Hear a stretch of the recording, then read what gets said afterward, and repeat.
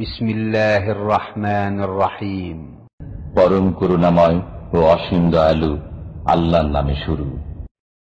ومن أحسن قولا ممن دعا إلى الله وعمل صالحا وقال إنني من المسلمين।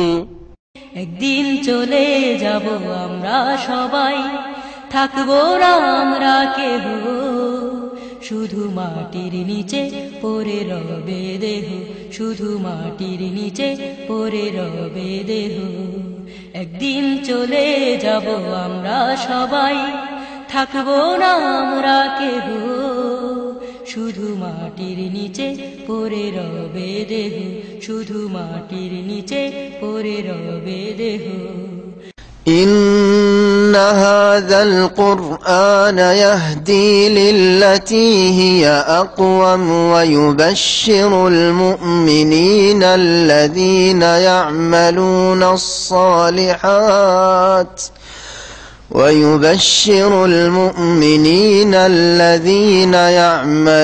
الصالحات أن لهم أجرا كبيرا وأن الذين لا يؤمنون بالآخرة أعتدنا لهم عذابا أليما ويدعو الإنسان بالشر دعاءه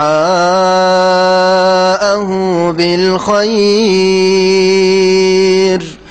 وكان الإنسان عجولا وجعلنا الليل والنهار آيتين فمحونا آية الليل وجعلنا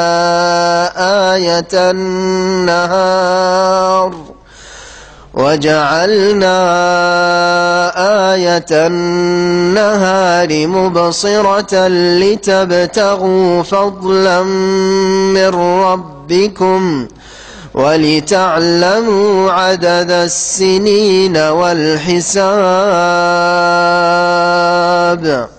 وكل شيء فصلناه تفصيلا وكل إنسان ألزمناه طائره في عنقه ونخرج له يوم القيامة كتابا يلقاه منشورا اقرأ كتابك كفى بنفسك اليوم عليك حسيبا من اهتدى فإنما يهتدي لنفسه ومن ضل فإنما يضل عليها ولا تزر وازرة وزر أخرى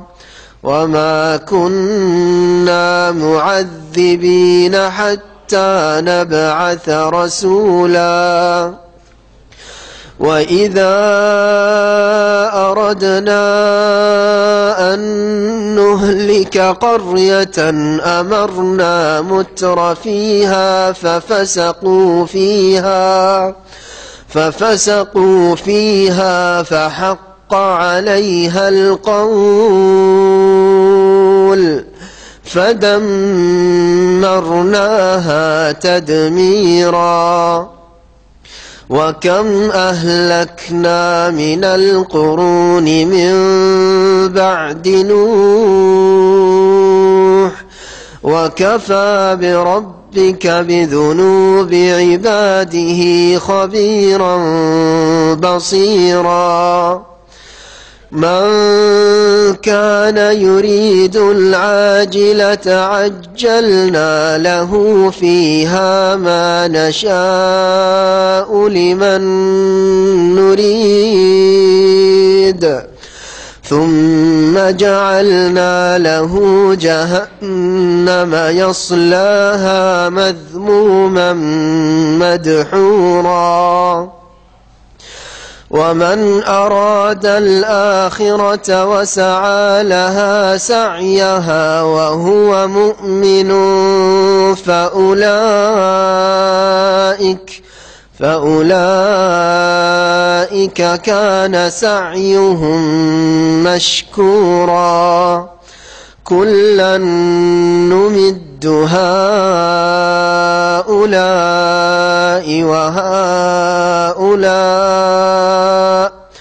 وهؤلاء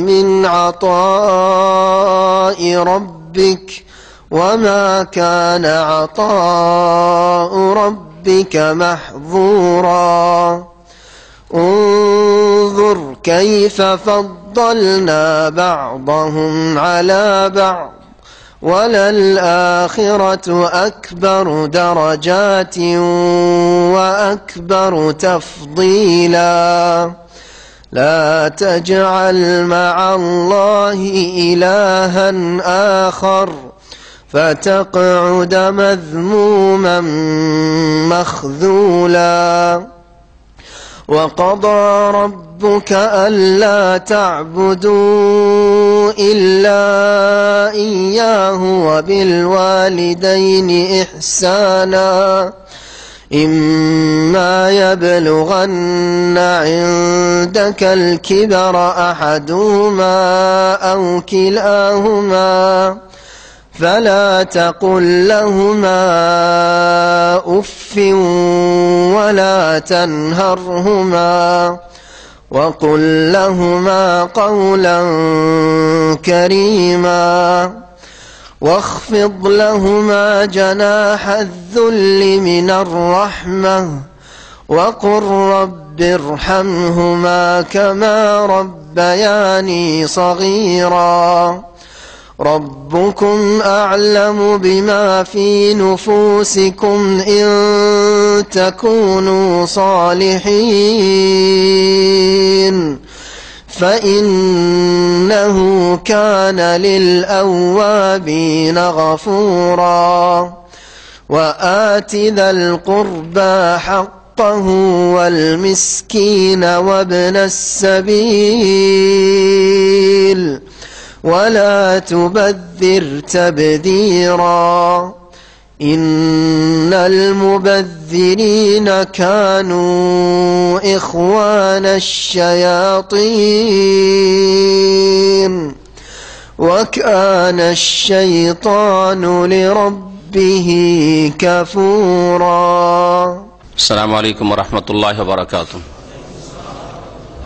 الحمد لله رب العالمين والصلاة والسلام على سيد المرسلين نبينا محمد وعلى آله وصحبه أجمعين أما بعد فأعوذ بالله من الشيطان الرجيم إن هذا القرآن يهدي للتي هي أقوم ويبشر المؤمنين الذين يعملون الصالحات أن لهم أجرا كبيرا وأن الذين لا يؤمنون بالآخرة أعتدنا لهم عذابا أليما الله পাক রব্বুল আলামিনের যাবতীয় প্রশংসা যে আল্লাহ পাক আমাদের হেদায়েতের জন্য কোরআন কারীম নাযিল করেছেন সে আল্লাহ পাকের যাবতীয় প্রশংসা যে আল্লাহ পাক রব্বুল আলামিন কোরআন কারীমে যারা বিশ্বাসী যারা না দেখে বিশ্বাসের শর্ত পুরা করে আল্লাহ পাকের আদেশ নিষেধে বিশ্বাসী তাদের জন্য কোরআন কারীমকে শিফা সমস্ত রকমের মানসিক শারীরিক আর তার আগে অন্তরের যত ব্যাধি হতে পারে সংশয়ের ব্যাধি শিরক কুফরির ব্যাধি বিদআতের ব্যাধি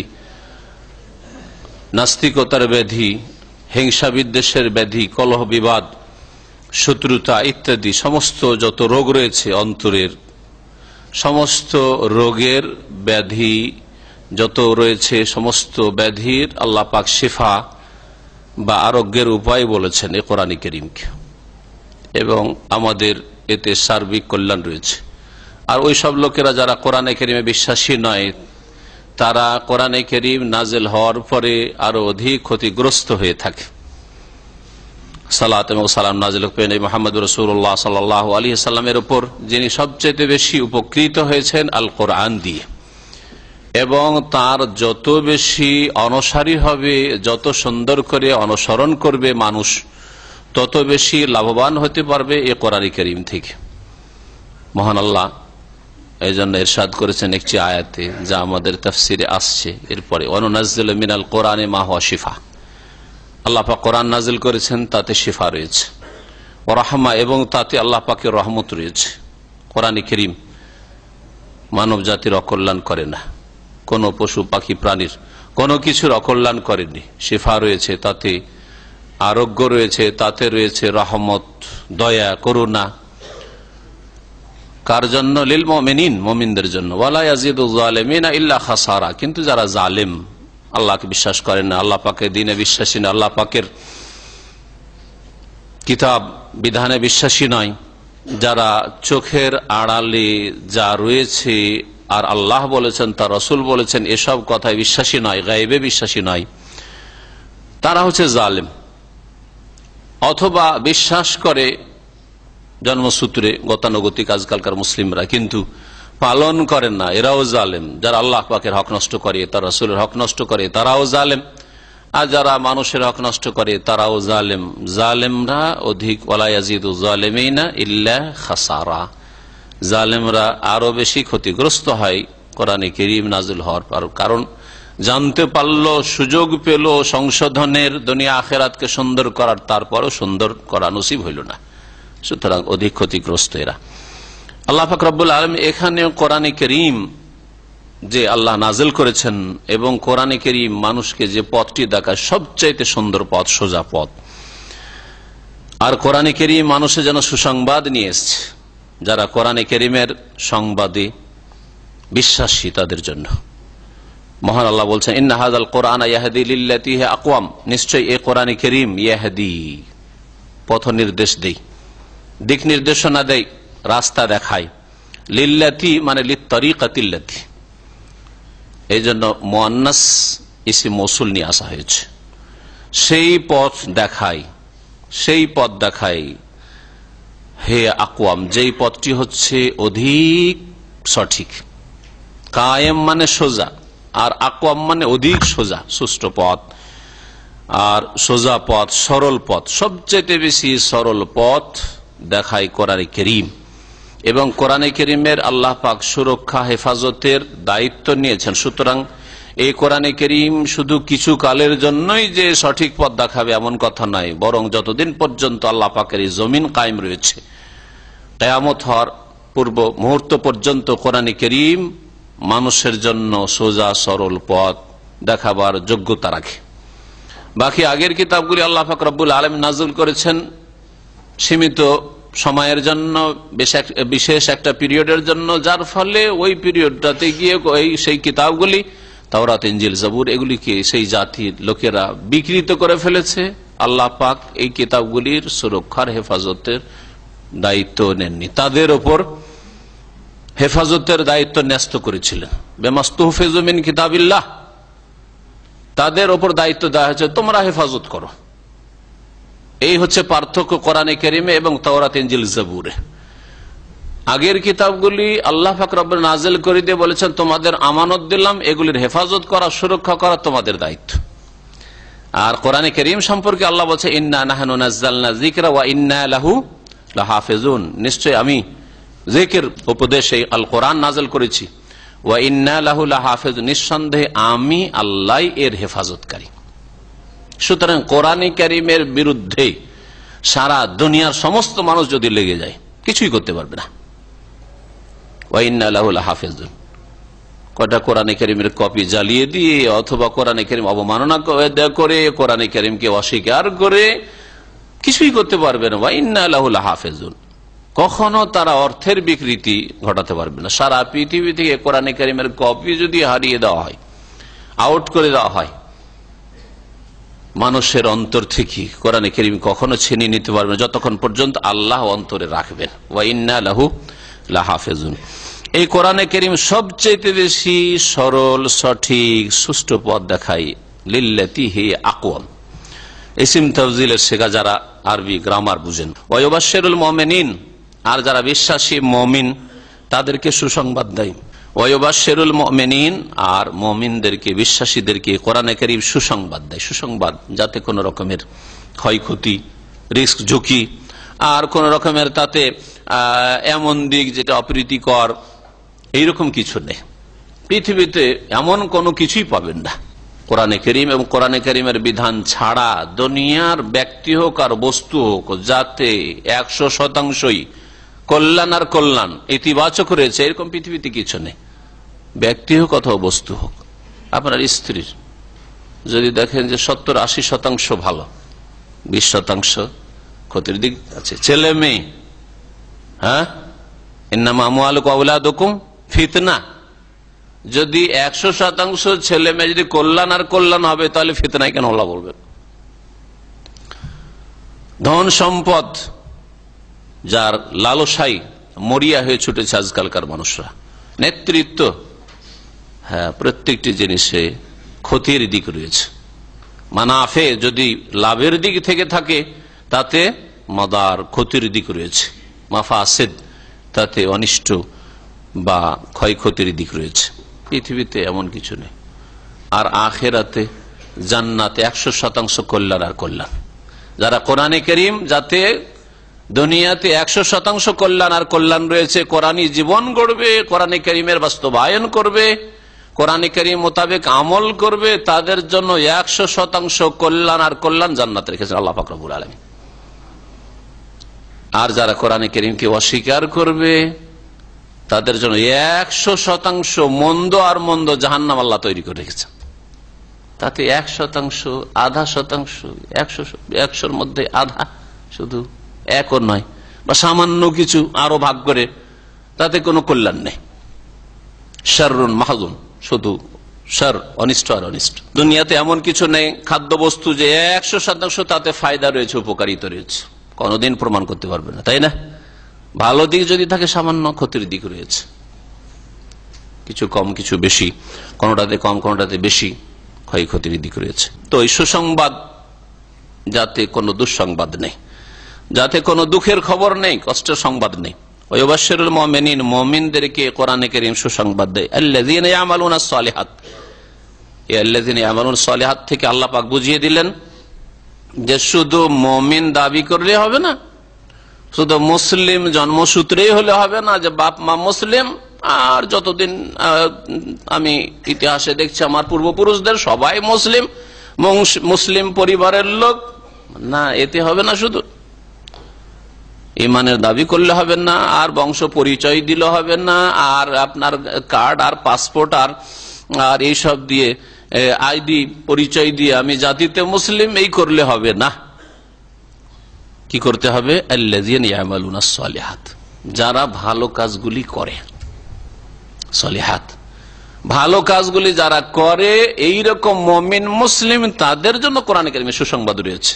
জন্মসূত্রে মুসলিম, ভালো কাজগুলি করে না। সবচেয়ে ভালো কাজ হচ্ছে তাওহীদ, আর তাওহীদের দাবি হচ্ছে 5 ওয়াক্ত সালাত, যা আল্লাহ পাক ফরজ করেছেন জীবনে, বড় ফরজ তাওহীদের পরে। তারপরে যাকাত, সিয়াম, রোজা, হজ ইত্যাদি ইত্যাদি, হিজাব, আরো যেসব ফরজ রয়েছে করণীয়,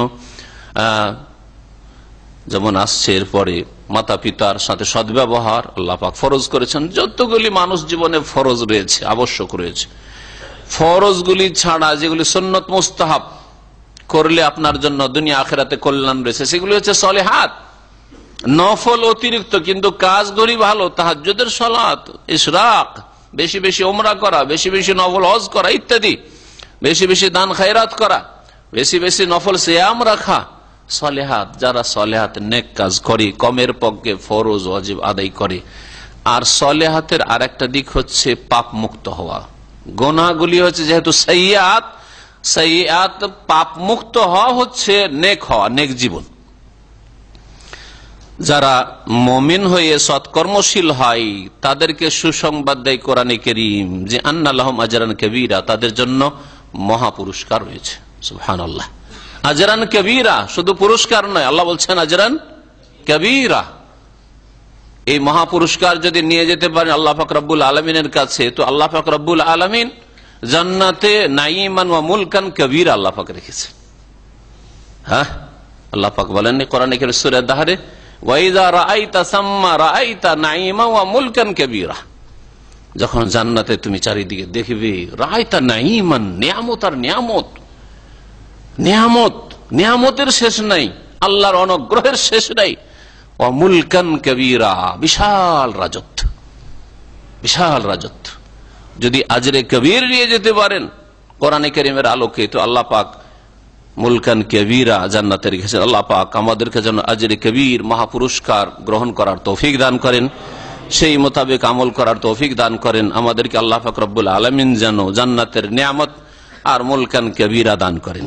পক্ষান্তরে আল্লাহ পাকের নীতিমালা, যেখানে আল্লাহ পাক সুসংবাদের কথা বলেছেন, দুঃসংবাদও পেশ করেছেন, যেখানে আল্লাহ মুমিনের কথা বলেছেন সেখানে কাফেরদের কথা বলেছেন, মুশরিকদের কথা বলেছেন, যেখানে সৎ লোকদের কথা বলেছেন পাশাপাশি অসৎ লোকদের কথা বলেছেন, যেখানে আল্লাহ পাক রব্বুল আলামিন নিয়ামতের কথা বলেছেন আল্লাহ পাকের দুনিয়া আখিরাতের, সেখানে আল্লাহ পাক তার আযাব শাস্তির কথা বলেছেন।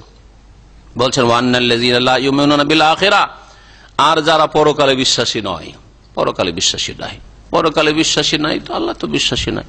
আল্লাহ পাককে যে বিশ্বাস করবে সে আল্লাহ পাকের কথা বিশ্বাস করবে। এটা হতে পারে না যে আমি আল্লাহকে বিশ্বাস করি কিন্তু পরকালকে বিশ্বাস করি, এটা আল্লাহকে কেমন করে বিশ্বাস করা হলো? আমি আমার বাপকে মানি, বাপের কথা শোনেন, এটা হইতে পারে? হইতেই পারে না। আমার মাকে মানি, শ্রদ্ধা করি, আর মায়ের কথা শোনেন, এটা হইতে পারে? ঠিক তেমনি রবকে বিশ্বাস করে আর রবের কথা, রব যা বলেছেন, আল্লাহ যা বলেছেন, সে আদেশ হোক আর নিষেধ হোক আর সংবাদ হোক, অতীতের হোক আর বর্তমানের হোক আর ভবিষ্যতের হোক, যা কিছু বলেছেন, চোখের আড়ালে হোক আর চোখের সামনেরই হোক, আল্লাহ পাক যা বলেছেন তা বিশ্বাস করি। আল্লাহ বলেছেন আখিরাতের কথা, মানুষের মতের সাথে আখিরাত পরকাল শুরু হয়। আল্লাহ পাক দুনিয়া এবং আখিরাত সৃষ্টি করেছেন, দুনিয়া আল্লাহ পাক কর্মজগৎ করেছেন, এইখানে হচ্ছে মাজরা, আপনার ফার্ম, আপনি কাজ করেন এখানে আখিরাতের জন্য, আর আখিরাত পরকাল হচ্ছে বদলার জগৎ, প্রতিদান জগৎ। আল্লাহ পাক বলছেন ওয়ান্নাল্লাযীনা লা ইউমিনুনা বিল আখিরা, যারা পরকালে বিশ্বাসী নয়, আতাদনা লাহুম আযাবান আলীমা, তাদের জন্য আমি প্রস্তুত করে রেখেছি আযাবান আলীমা, মর্মান্তিক শাস্তি। আলিম, আলম থেকে, আলম মানে বেদনাদায়ক, আলম মানে বেদনা, আর আলিম মানে হচ্ছে বেদনাদায়ক শাস্তি, যন্ত্রণাদায়ক শাস্তি আল্লাহ পাক রব্বুল আলামিন তৈরি করে রেখেছেন। এর থেকে স্পষ্ট হয় যে আল্লাহ পাক রব্বুল আলামিন জাহান্নাম তৈরি করে রেখেছেন। জাহান্নাম হচ্ছে আযাবে আলীম তৈরি করে রেখেছেন আল্লাহ পাক রব্বুল আলামিন। জাহান্নামের যতগুলি আযাবের ধরন আর প্রকরণ রয়েছে আল্লাহ পাক সবগুলিকে প্রস্তুত করে রেখেছেন। মহান আল্লাহ তারপরে মানুষ যে অধৈর্য আর মানুষ যে শীঘ্রতা প্রিয়, এটা হচ্ছে মানুষের স্বভাব, জন্মগত স্বভাব। এই মর্মে আল্লাহ পাক ইরশাদ করেছেন ওয়ায়াদুল ইনসানু বিশশাররি দুআহু বিল খাইর, মানুষ কল্যাণ কামনা করে থাকে। বলছেন ওয়ায়াদুল ইনসানু বিশশার, মানুষ অকল্যাণ, অমঙ্গল, অনিষ্ট কামনা করে থাকে। শার দুআহু বিল খাইর, যেমন সে আহ্বান করে থাকে, যেমন সে তলব করে থাকে, যেমন সে ডেকে থাকে বিল খাইর, কল্যাণকে।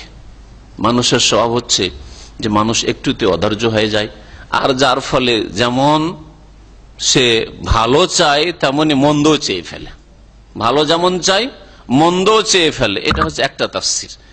দুআহু বিল খাইর মানে সে যেমন ভালো চায়, প্রত্যেক মানুষ ভালো চায়, কিন্তু ভালো চাইতে চাইতে যখন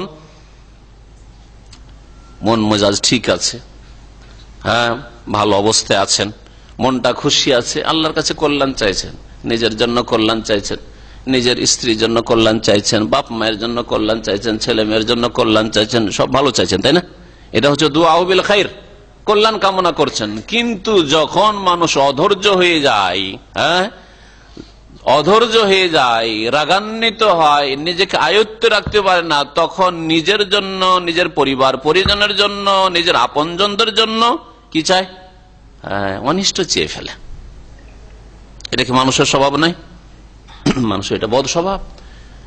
একটু যদি কেউ কষ্ট দেয়, ওর ছেলে মরে যাক, অথচ কখনো সে যদি ধৈর্য ধারণকারী হতো বা যদি সে নিজের ক্রোধকে যদি আয়ত্ত করে রাখতো, তাহলে কখনো করতো না। এই রাগটা ঠান্ডা হয়ে যাওয়ার পরে সে নিজে আক্ষেপ করে যে আমি কি করলাম। কিন্তু মানুষের খারাপ স্বভাব। খারাপ স্বভাবগুলি কমানোর ক্ষমতা মানুষের মধ্যে রয়েছে। এটা হচ্ছে মানুষের প্রকৃতি, কিন্তু এই প্রকৃতিতে যে বদ স্বভাবগুলি রয়েছে সেগুলি মানুষ নিজেকে তরবিয়ত দিয়ে, প্রশিক্ষণ দিয়ে নিজেকে কন্ট্রোল করতে পারে। আর ভালো যে স্বভাবগুলি রয়েছে সেগুলি যে জন্মগত রয়েছে সেগুলিকে বৃদ্ধি করতে পারেন আপনি প্রশিক্ষণ নিয়ে, তরবিয়ত নিয়ে। এটা আমরা প্রত্যেকে অনুভব করছি। আপনি নিজেকে ভালো তরবিয়ত দেন, আমি ভাষা খারাপ করব না, আমার রাগ, আমার জন্ম সূত্রে আমার রাগটা বেশি, কিন্তু রাগটা যথাসাধ্য আমি কন্ট্রোল করার চেষ্টা করব। এইভাবে যদি আপনি বদ্ধপরিকর হয়ে যান, আপনি প্রতিজ্ঞা করেন যে আমি এইরকম করব, তারপরে আমি অধৈর্য খুব বেশি, ধৈর্য ধরতে পারি না, আমি একটু যদি খারাপ লাগে আমাকে আমার স্ত্রীর চালচলন, তাহলে আমি কত কি খারাপ বলে দিই, হ্যাঁ, অভিশাপ দিয়ে দিই। বিশেষ করে মহিলাদের আরো এরা অধৈর্য, এরা বাচ্চাদের ছেলে মেয়েরা একটু খারাপ করলে ঠিক হয়েছে, ঠিক হয়েছে, যদি একটু বাচ্চাটা আছাড় খেয়ে নিয়েছে, ঠিক হয়েছে, তুই মরিসনি কেন, তুই বেঁচে এসছিস, তুই এবার বেঁচে এসছিস, ফিরে এসছিস। তুই গিয়েছিল সাঁতার কাটতে, পুকুরে গোসল করতে গিয়ে ডুবছিল, আরে ডুবছিল, ও তো চায় না যে ডুবে যাক, কিন্তু ফিরে যখন কোন রকম করে বাচ্চাটা বেঁচে এসছে, আল্লাহ পাক কারো মাধ্যমে রক্ষা করেছে, তুই এবার ফিরে এসছিস, হ্যাঁ, কথা শুনে না, বেয়াদব। অথবা গাড়ি নিয়ে চলে গেছে, বিনা আদেশে গাড়ি নিয়ে চলে গেছে, গাড়ি চালাতে অ্যাক্সিডেন্ট করেছে, আর কোন রকম আল্লাহ বাঁচিয়েছে, তুই ঘুরে এসছিস, তুই যদি ঘুরে ফিরে না আসতি, মরে যেতি ভালো ছিল। আসলে অন্তর থেকে চাই, কিন্তু রাগে নিজেকে আয়ত্ত করতে পারে না, তখন এইরকম কথা বলে থাকে। এটা হচ্ছে মানুষের স্বভাব। ওয়াদউল ইনসানু বিশশাররি দুআহু বিল খাইর। মানুষ কামনা করে বিশশার, অনিষ্ট। দুআহু বিল খাইর মানে কাদুআইহি বিল খাইর। দুআহু এখানে হারফে জার হযফ করে দেওয়া হয়েছে, কাফ ছিল, হারফে জার যদি হযফ করে দেওয়া হয় তো আরবি গ্রামার আছে, তখন সেই যেটা মজরুর হতো সেটাকে ফাতা দিয়ে দেওয়া হয়, মানসুবুন বিনাজিল খাফিল। তো দুআহু বিল খাইর, যেমন সে কামনা করে থাকে কল্যাণ, যেমন সে কল্যাণ কামনা করে থাকে, কল্যাণ কামনা যেমন করে, ঠিক তেমনি যখন নিজেকে আয়ত্ত রাখতে পারে না তখন অনিষ্ট চেয়ে থাকে। তারপর অনেক সময় লোভ সামলাতে পারে না, যার ফলে এমন কিছু আল্লাহর কাছে তলব করে যেটা তার জন্য অকল্যাণকর। লোভ আপনার পয়সার, খুব লোভ নেতৃত্বের, গদির, কিন্তু আল্লাহ পাক ভালো জানছে আপনার জন্য গদি ধ্বংসাত্মক, আপনার জন্য ধন সম্পদ ধ্বংসাত্মক, ফিতনা, বড় ফিতনা। লোভ সামলাতে পারে না, একটা মেয়ের জন্য পাগল হচ্ছে, ওকেই বিয়ে করবে। কোন মেয়ে লোভ সামলাতে পারে না, ও ঝুঁকে গেছে, প্রেম হয়ে গেছে, ওই ছেলেকে বিয়ে করবে। অনিষ্ট কামনা করছে, সে অনিষ্ট কামনা করছে। আসলে যেমন তার অন্তর কল্যাণ চাই, ঠিক তেমনি মানুষ তাদের চালচলন দিয়ে অথবা তারা নিজেকে আয়ত্তে না রাখতে পারলে কি করে, অনিষ্ট কামনা করে থাকে। যদি জানতো গাইবের কথা, অদৃশ্যের কথা, যে আমার জন্য এই নেতৃত্ব ধ্বংসাত্মক হবে, আমার জন্য এই পয়সা সর্বনাশ হবে, আমার জন্য এই ছেলে মেয়ে চাই, কিন্তু ছেলে মেয়ে অনেক সময় আল্লাহ পাক নিয়ে নিলেন, আল্লাহ দিয়েছিলেন তারপরে ছেলে নিয়ে নিলেন, আল্লাহ মেয়ে দিয়েছেন নিয়ে নিলেন। আর কি অধৈর্য, আল্লাহকে গালি দেওয়া, আল্লাহ এত বড় অবিচার করলো, আউযুবিল্লাহ, এরকম কুফরি কথা আমাদের সমাজের লোকেরা বলে। ও জাহেল মূর্খ, জানে না যে এই ছেলেটা থাকলে, মেয়েটা থাকলে তুমি সমাজে মুখ দেখাইতে পারতে না। তোমার ছেলে হয়তো বড় ডাকাত, হয়তো কুখ্যাত, আর মেয়ে হয়তো এমন খারাপ কিছু করতো যাতে তুমি সমাজে সুবহানাল্লাহ তোমার কোনো মান মর্যাদায় থাকতো না। আল্লাহ তোমার জন্য কল্যাণ করেছে। হ্যাঁ, খেজর আলাইহিস সালামের আর মুসা আলাইহিস সালামের ঘটনায় এই শিক্ষা দেওয়া হয়নি, ছেলেটাকে হত্যা করে দিয়ে? হ্যাঁ, জি হ্যাঁ। তো মানুষ অনেক সময় অনিষ্ট কামনা করে দূরদর্শিতা না থাকার কারণে, বা চোখের আড়ালে, পর্দার আড়ালে যা আছে তা না জানার। ওয়াদউল ইনসানু বিশশাররি দুআহু বিল খাইর, মানুষ কামনা করে অনিষ্ট, দুআহু বিল খাইর, যেমন সে কামনা করে, এই মানব জাতি কামনা করে কল্যাণ। এইরকম ওয়াকানাল ইনসানু আজুলা, আর মানুষ হচ্ছে শীঘ্রতা প্রিয়, মানুষ হচ্ছে দ্রুততা প্রিয়, মানুষ তাড়াহুড়াকারী, মানুষের মধ্যে তাড়াহুড়াটা আছে। তাড়াহুড়া দেখেন আজকে যে কোনো দেশে, বিশেষ করে যেসব উন্নত দেশ, 120-এর বেশি পৃথিবীতে কোথাও অনুমতি নেই। হ্যাঁ, আর মনে হয় 120-এর বেশি অনুমতি নেই। এটা হচ্ছে সাধারণ আর কি, যে ব্যতিক্রম সেটা আলাদা কথা। 120 আপনি চালাতে পারেন, তাই না, স্পিড।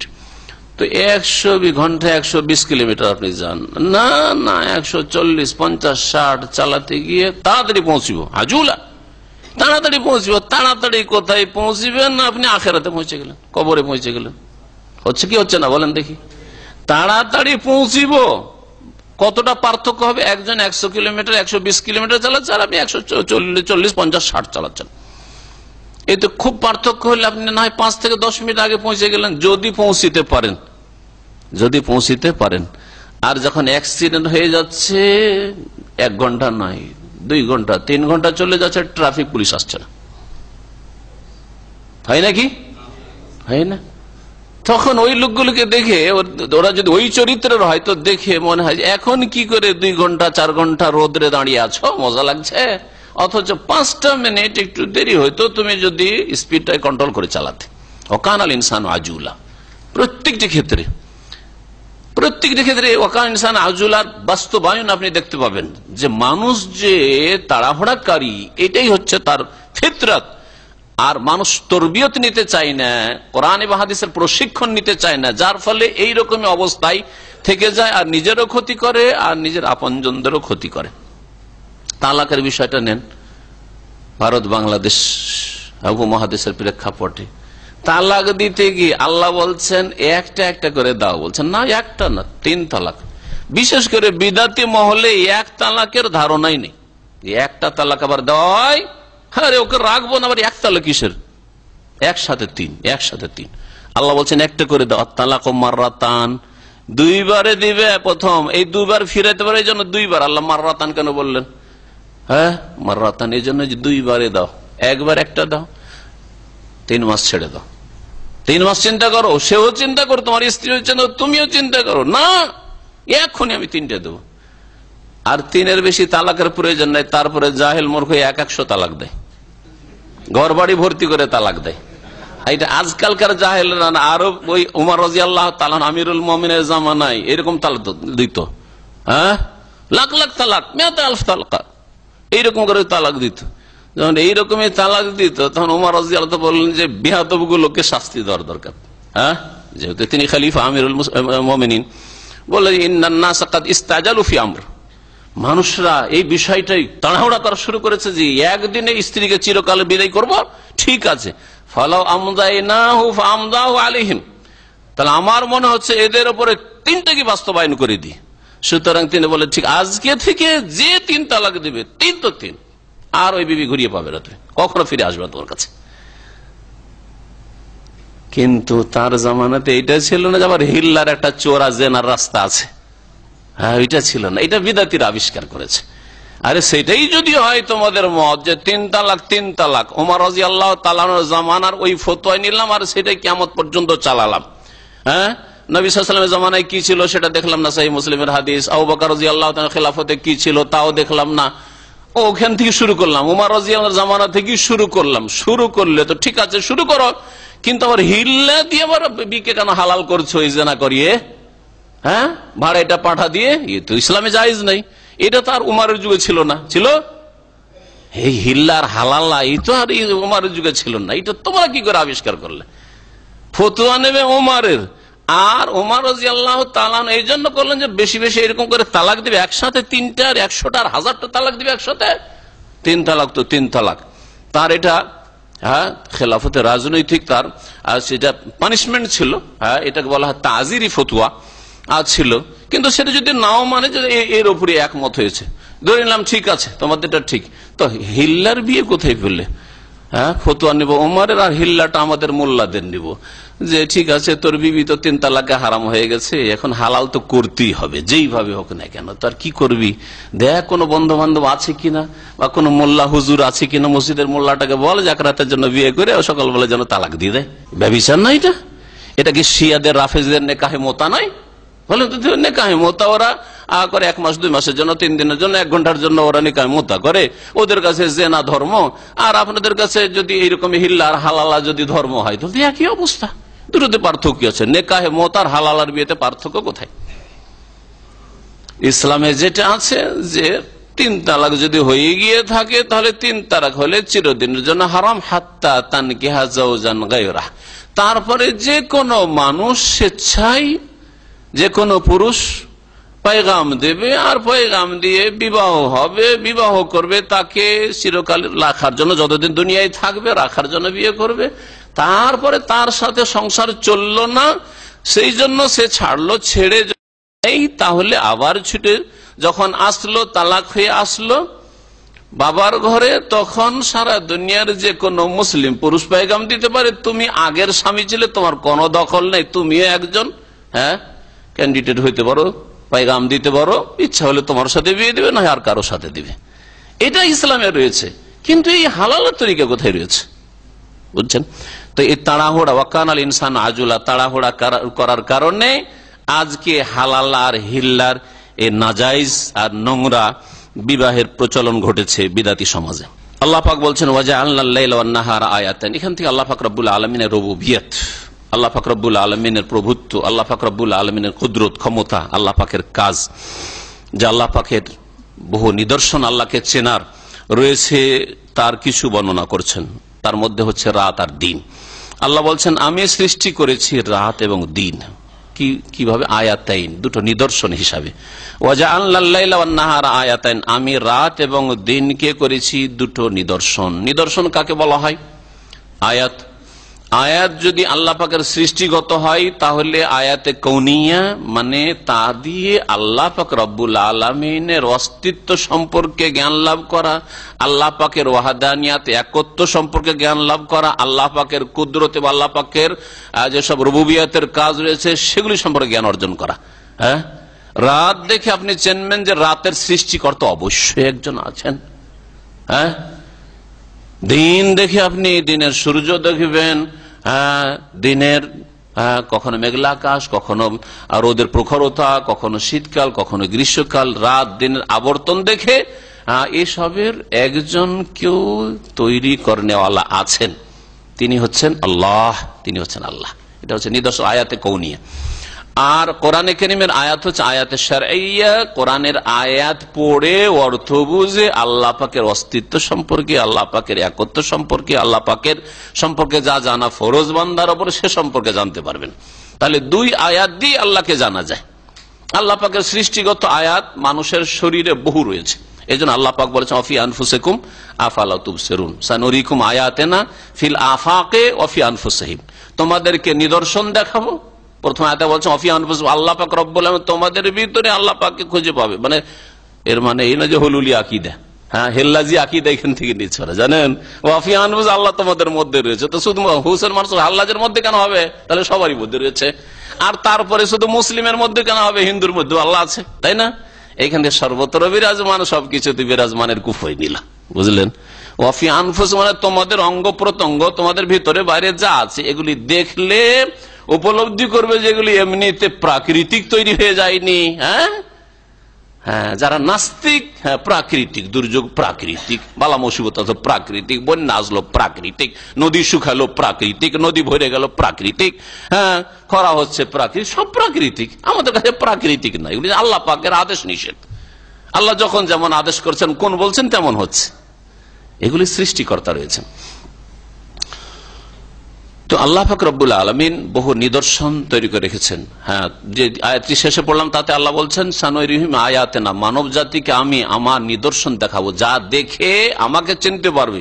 ফিল আফাক, দিগন্তে, চারিদিকে তাকান, পৃথিবী তাকান, বিভিন্ন দেশের দিকে তাকান, বিভিন্ন দেশের দৃশ্য, মাটির রং আর সেখানকার অবস্থা, সেখানকার জিওগ্রাফিক্যাল অবস্থা, বিভিন্ন যে অবস্থা রয়েছে সবগুলি মিলিয়ে আপনি তাকান, যতটা যার জ্ঞান রয়েছে। যাদের জ্ঞান একেবারে সীমিত ছিল, বেদুইন, ওরা কি বুঝে?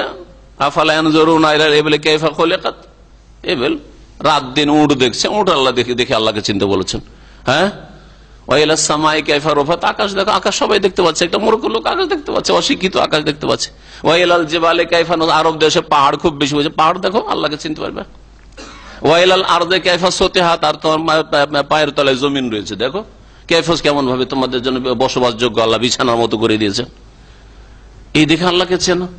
এমনিতে খেলতামাশার জন্য এগুলি কথা আল্লাহ বলেন, এসব দেখে আল্লাহকে চেনো। রাত দিন দেখে আল্লাহ পাক কিছু না, আপনি সমুদ্র বিচে যাচ্ছেন আর কখনো জোয়ার কখনো ভাটা দেখে কিছুই নসিহত নিলেন না, তো তামাশা দেখতে যাচ্ছেন আপনি। এক দেশ থেকে আর এক দেশে গেলেন, সুবহানাল্লাহ, সমুদ্রের মাঝখানে 1 কিলোমিটার, আধা কিলোমিটারও নয়, এইরকম দ্বীপ, আর পানি কখনো চড়ে না।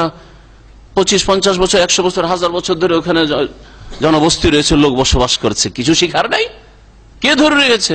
আল্লাহ পাক রব্বুল আলামিন বলছেন যে ওয়াজআলনা আল-লাইলা ওয়ান-নাহারা আয়াতান, আমি রাত দিনকে দুটো নিদর্শন রূপে সৃষ্টি করেছি। ফামাহাওনা আয়াতাল লাইল, আমি আলোকহীন করে দিই রাতের নিদর্শনকে। রাতের যখন নিদর্শন মানুষের সামনে আসে তখন সেটাকে আলোকহীন করে দেন, অন্ধকার ছেয়ে যায় পৃথিবীতে, যেন মনে হচ্ছে যে আলো ছিল, আলোর উপর একটা চাদর, রাতের অন্ধকারের চাদর বিছিয়ে দেওয়া হলো।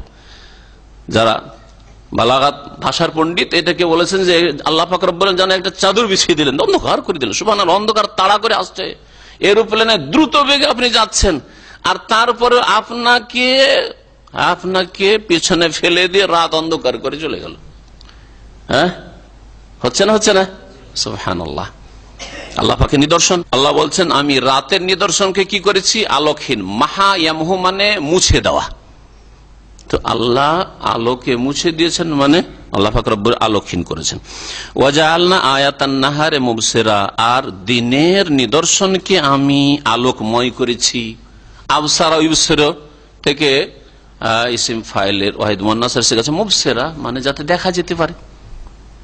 দিনে আপনি আলো হয়ে যাচ্ছে, তখন দেখতে পাচ্ছেন, আলোকময় আল্লাহ পাক করেছেন। লিতাবতাগু ফাদলাম মির রাব্বিকুম, এই যে রাত দিন, দিনে আলো হয়ে যাচ্ছে, রাত্রে অন্ধকার হয়ে যাচ্ছে, এমনি আল্লাহ করেছেন। আবাস আফাহাসিবতুম আন্নামা খালাকনাকুম আবাসা, এমনিতে এটাও একটা খেল তামাশা, যে একই রকম থাকলে দেখতে ভালো লাগবে না, তো একবার অন্ধকার হোক, একবার আলো হোক, একবার অন্ধকার হোক, একবার আলো, বাস এতটুকুই। না, এতে আরো বহু হিকমত রয়েছে, রহস্য রয়েছে। আল্লাহ বলছেন লিতাবতাগু ফাদলাম মির রাব্বিকুম, যাতে করে তোমরা সন্ধান করতে পারো তোমাদের প্রতিপালকের রাখা অনুগ্রহ। আল্লাহ যে জমিনে তোমাদের জন্য অনুগ্রহ, ফাজল মানে হচ্ছে রিজিক, উপজীবিকার ব্যবস্থা। আপনার খাদ্য লাগবে, পানীয় লাগবে, প্রয়োজনের বস্তু লাগবে, সাজ সরঞ্জাম লাগবে, এগুলো যাতে আপনি তলাশ করতে পারেন। কারণ দিনের আলোতে যেইভাবে এই কাজকর্ম করা সম্ভব, রাতের অন্ধকারে অসম্ভব। কত জায়গায় আলো দিবেন আপনি, কত জায়গায় বিদ্যুৎ পৌঁছাবেন। আর আজকে না হয় সামান্য কিছু বিদ্যুৎ পৌঁছাতে শিখেছেন, তারপরে এত উন্নত দেশে মাঝে মধ্যে বিদ্যুৎ চলে যাচ্ছে, যাই না? সুবহানাল্লাহ। আর বিদ্যুৎ শুধু শহরে, গ্রামে কোথায়, মরুভূমিতে কোথায়? লিতাবতাগু ফাদলাম মির রাব্বিকুম, দিন করেছেন আল্লাহ পাক রব্বুল আলামিন রুজির সন্ধানের জন্য। ফজল মানে রুজি। এই জন্য মসজিদ থেকে যখন বেরোচ্ছেন তখন কি দোয়া শেখানো হয়েছে? আল্লাহুম্মা ইন্নী আসআলুকা মিন ফাজলি। এখন মসজিদ থেকে নামাজ পড়ে সালাত আদায় করে বেরিয়ে গেলাম, এখন কিসের প্রয়োজন? রুজির প্রয়োজন। আল্লাহ তোমার কাছে ইন্নী আসআলুকা, আমি চাইছি, মিন ফাজলিকা, তোমার অনুগ্রহ, রুজি চাইছি। ফাইযা কুদিয়াতিস সালাতু ফান্তাশিরু ফিল আরদ, নামাজ শেষ হয়ে গেছে, জুমার নামাজের আয়াত, তখন ফান্তাশিরু ফিল আরদ, দুনিয়াতে ছড়িয়ে পড়ো, যে যেখানে যাওয়ার যাও। ওয়াবতাগু মিন ফাদলিল্লাহ, ওখানে আল্লাহ ফজল বলেছেন। আল্লাহর ফজল মানে হচ্ছে আল্লাহ পাকের অনুগ্রহ, রিজিক, যা আপনার ভাগ আল্লাহ অংশ এখানে রেখেছেন। ওয়ালিতা'লামু আদাদাস সিনিনা ওয়াল হিসাব, এখানে আরেকটা রাতের ফায়দা রয়েছে, সেটা হচ্ছে বিশ্রাম করা। অন্য বেশ কিছু আয়াতে মর্মে রয়েছে, যেটা এখানে আল্লাহ পাক উল্লেখ করেননি।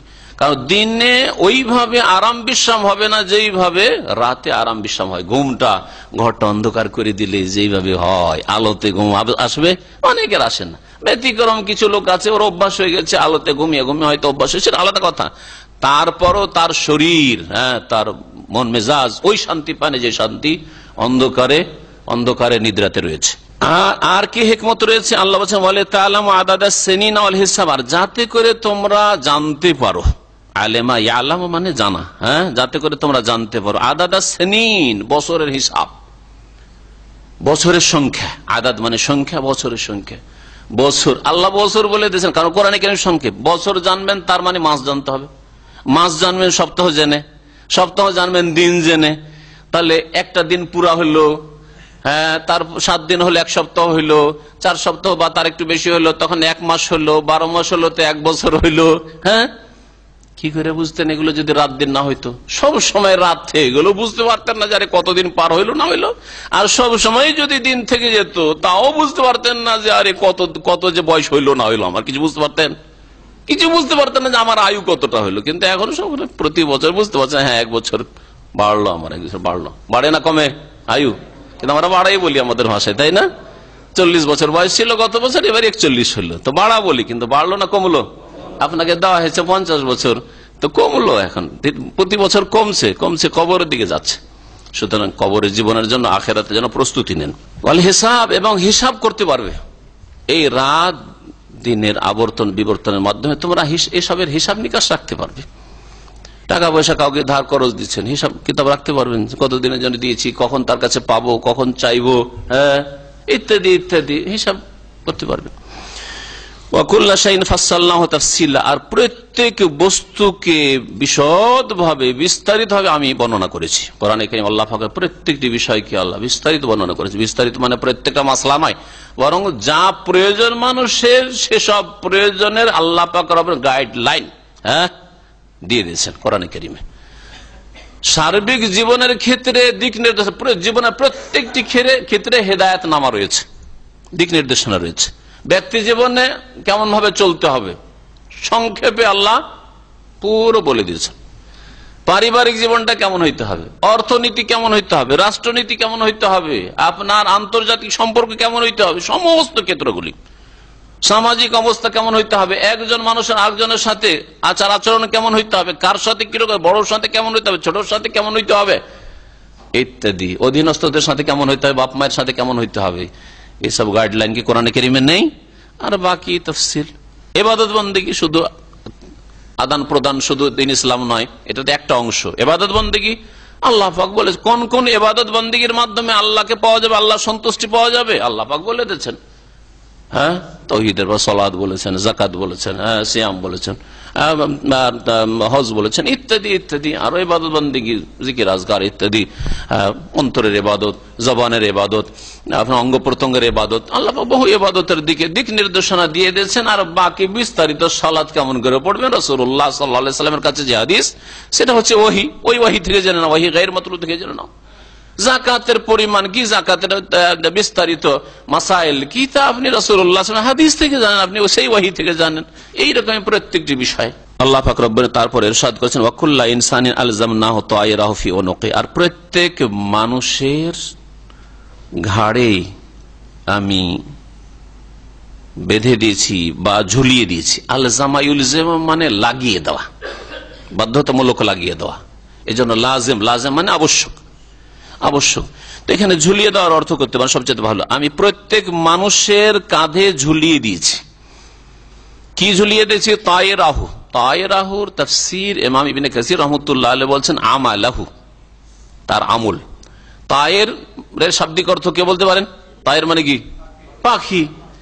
পাখি, তো পাখি কি করে? উড়ে।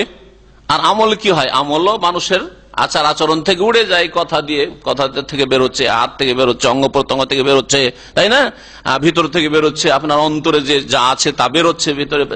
তো মানুষের ভালো মন্দ আমল যেন মানুষের ভিতর থেকে পাখি উড়ার মতো বেরোচ্ছে, বেরিয়ে যাচ্ছে। পাখি যেমন উড়ে যায় বাসা থেকে, ওইরকম আপনার ভিতর থেকে আমলগুলি, কর্মগুলি বের হচ্ছে।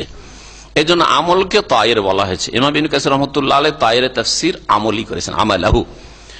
ইমাম শওকানী রাহমাতুল্লাহ আলাইহি তায়রাহুর তাফসীরে বলছেন তাকদীর, ভাগ্য, ভালো মন্দ ভাগ্য, ভালো মন্দ আমল অথবা ভালো মন্দ ভাগ্য, দুটো দিয়ে তাফসীর করা যেতে পারে। আর দুটোতেই আপন জায়গায় তাফসীর অর্থ ঠিক আছে।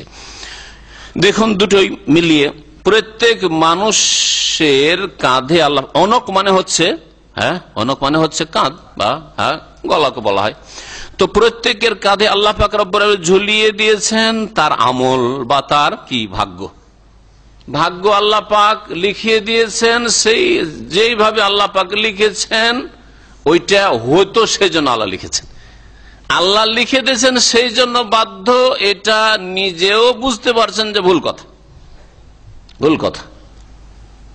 কারণ প্রত্যেক মানুষ এহসাস করছেন, অনুভূত প্রত্যেক মানুষের জন্য যে আমি কিন্তু স্বাধীন। আমার হাতটা যেখানে নড়ছে, আমি নড়াচ্ছি না, এমনি নড়ছে, নড়াচ্ছি, এতে আমার এখতিয়ার আছে না নেই? আর একটা লোক রুগী, হাত থরথর করে কাঁপে এমনিতে সবসময়, হ্যাঁ ওকে বলতে পারেন বেচারা হ্যাঁ পাথরের মতো, তাই না? ও হিলতেই থাকবে ও পাথরের মতো হয়ে গেছে ওর হাতটা। হ্যাঁ পাথরকে যেখানে রেখে দেবেন ওখানে। আপনি কি ওই রকম? হ্যাঁ বেনামাজিকে আল্লাহ পাক এমন জায়গায় রেখেছেন পাথরের মতো যে ওখান থেকে নড়তে পারবে না, মসজিদ আসতে পারবে না, এরকম নাকি? আর নামাজিকে এমন করেছেন যে ও মসজিদ আসতে বাধ্য করে নিয়েছেন, এমনটা কি? তাহলে তো অনুভব করছি, আমাদের হিস, আমাদের শউর, আমাদের অনুভূতি বলছে যে আমাদের মধ্যে স্বাধীনতা রয়েছে, আমাদের চিন্তাধারায় স্বাধীনতা রয়েছে, হৃদয়ে স্বাধীনতা রয়েছে, আমাদের হাত পা অঙ্গ প্রত্যঙ্গ স্বাধীনতা রয়েছে, আমাদের চলাফেরা স্বাধীনতা রয়েছে, ভালো কাজ করব না মন্দ কাজ করব। দুটো জিনিস যদি আপনার সামনে রাখা, একটা পানি আর একটা শরাব মদ যদি রাখা হয়, আপনি এদিকে হাত বাড়াবেন না এদিকে হাত বাড়াবেন, স্বাধীনতা আছে না নেই? স্বাধীনতা আছে। তো তাহলে আল্লাহ তকদিরে লিখে দিয়েছেন, তাহলে আমি আর কি করব? আর তাও এরা হচ্ছে জাহেল, হয় জাহেল আর না হইলে এরা তকদিরকে হুজ্জত বানিয়ে বেআমল হয়ে জাহান্নামে যেতে চায়। কথা বুঝতে পেরেছেন? হয় পড়া শয়তান আর না হলে জাহেল শয়তান। হ্যাঁ, হয় দল্লিন আর না হলে মাগদুব আলাইহিম। দল্লিন কে? সূরা ফাতিহার তাফসিরে আপনার, হ্যাঁ দল্লিন যারা জাহেল, জানে না সেজন্য ভুল করে, আর মাগদুব আলাইহিম কারা? যারা জানে তারপর অন্যায় কাজ করে, ভুল করে। হ্যাঁ এরা হচ্ছে মাগদুব আলাইহিম, আল্লাহ পাকের গজব। এই জন্য আল্লাহ পাক ওদের জন্য শক্ত ভাষা ব্যবহার করেছেন, পথভ্রষ্ট, আর এটা হচ্ছে গজব প্রাপ্ত, আল্লাহর ক্রোধ রয়েছে এদের উপর। জি, ইহুদিদের মধ্যে জ্ঞানীগুণীরা ছিল, তারপরে তারা পথভ্রষ্ট হয়েছে, এই জন্য মাগদুব আলাইহিম ইহুদিদেরকে বলা হয়েছে। আর দাল্লিন নাসারা খ্রিস্টান, অজ্ঞতা বেশি ছিল, আর অজ্ঞতার কারণে গোমরা পথভ্রষ্ট হয়েছে, অন্ধ তকলিদ করেছে, সেই জন্য তাদেরকে দল পথভ্রষ্ট আল্লাহ বলেছে। মুসলিম সমাজে যারা জেনে শুনে মোল্লা জাতি আর শিরক বিদআত করে, আল্লাহ পড়ার সুযোগ দিয়েছেন মাদ্রাসায়, তাওহীদ সুন্নাত না পড়ে, কোরআন হাদিস না পড়ে বিদআত পড়লো আর বিদআত প্রচার করলো, মাগদুব আলাইহিম। আর মূর্খ সমাজ যা হুজুররা বলে, এত বড় হুজুর, ও টুপি দেখে আর বডি দেখে, আর কত লোক তার সামনে বসে আছে, লাখ লাখ লোক বসছে, এইসব দেখে ওরা ওজন করে যে কত বড় আল্লামা, তাই না? তো এরা হচ্ছে দল্লিন, যদি শিরক বিদআতের দিকে যায় আর ভুল পথে চালিত হয়। তয়ের ব্যাখ্যা করছিলাম, কুল্লা ইনসান আলজামনাহু, তকদিরকে অনেকে যে দলিল বানায়, এখানে ঠিক জায়গায় কেউ পৌঁছিতে পারেননি। হ্যাঁ, তকদিরকে দলিল বানায় কারা? হয় মূর্খ জাহেল দল্লিন, আর না হলে মাগদুব আলাইহিম। জেনে শুনে তকদির কার্ড বানায়, আসলে আমল করবে না, ও নামাজ পড়বে না, দিন পালন করবে না, সেই জন্য তকদিরে ভাগ্যে লিখা আছে, তো আর আমল করলে কি না করলে কি, বড় শয়তান ও, জানে তারপর, হ্যাঁ ওর অনুভূতি আছে, বুঝতে পারছে। আর মূর্খ ভাবছে সত্যি তো আল্লাহ লিখে রেখেছেন, তো বলতে কি আর হবে? তো লিখে রেখেছেন মানে বাধ্য, লিখে রেখেছেন বাধ্য। আর নিজের শরীর অবস্থাটা বুঝতে পারছেন না, যে আপনার হাতটা এইদিকে দিবেন না ওইদিকে দিবেন, বুঝতে পারছেন না, দিতে পারছেন কি পারছেন না, এইদিকে ভালোর দিকে হাত দিতে পারেন, মন্দর দিকে হাত দিতে পারেন, হ্যাঁ বুঝতে পারছেন না। আপনি আপনার কম্পিউটারটা খুলে, ইন্টারনেটটা খুলে ইসলামিক বক্তব্য চালু করতে পারেন ক্লিক করে, আর আবার ফিল্মও চালু করতে পারেন, এটাই স্বাধীনতা আপনি অনুভব করছেন না? তাহলে আপনি ভালো জিনিসটা খুললেন নাকি পাবেন, আর মন্দটা আপনি স্বাধীনতা করলেন, ওর জন্য শাস্তি পাবেন। বুঝতে পারছেন না যে ইখতিয়ার আছে? তো বলছিলাম যে তাকদীর আল্লাহ লিখে রেখেছেন, যেহেতু আল্লাহ পাক সবকিছুই জানছেন, আমার আপনার মতো না, কোনো মাখলুকের মতন না। আমি এক সেকেন্ড পর কি হবে জানি না, তাই না? কিন্তু আল্লাহ পাক রব্বুল আলামিন অতীত বর্তমান ভবিষ্যৎ সবকিছুই চোখের আড়াল আর সামনে সবকিছু জানেন। আলিমুল গায়বে ওয়াশ শাহাদা, দৃশ্য অদৃশ্য সবকিছুর জ্ঞানী আল্লাহ পাক। তো আল্লাহ পাক জানছেন যে এই আব্দুল্লাহ অমুক সময় জন্মেবে, আর এইভাবে লালিত পালিত বড় হবে, আর তারপরে সে নাস্তিক হবে না মুশরিক হবে না মুমিন হবে, সৎকর্মশীল হবে অসৎ হবে, তারপরে তার মতটা কি অবস্থায় হবে, আর শেষখানে তবার অবস্থায় না বিনা তবায় মারা যাবে, সব আল্লাহ জানছেন।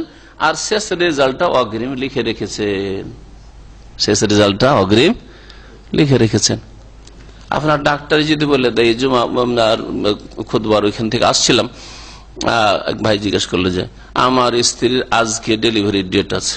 আরে একটা ডাক্তার 3.5 হাতের মানুষ, আপনার চাইতে সুন্দর হয়তো দেখতে না হইতে পারে, সে বলেছে যে এত তারিখে তোমার আর ওয়াইফের ডেলিভারি হবে, ওইটা বিশ্বাস করে নিয়েছেন, আস্থা করে নিয়েছেন যে আজকে হবে, আর দেরি হয়ে গেল, তখন পালপিটেশন শুরু হয়ে গেল, আরে হইল না ঠিক টাইমে, তার মানে কি সিজার করতে হবে নাকি, কি সমস্যা হয়ে গেল নাকি, বিশ্বাস করে নিয়েছেন।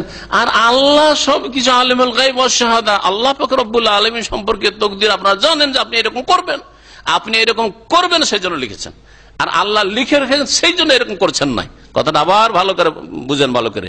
আপনি এইরকম হবেন চরিত্রহীন কাফের মুশরিক, সেই জন্য আল্লাহ পাকের রেজাল্টটা জাহান্নামে লিখে রেখেছেন। আর আপনি ভালো হবেন আল্লাহ জানেন, সেই জন্য আল্লাহ শেষ রেজাল্টটা লিখে রেখেছেন।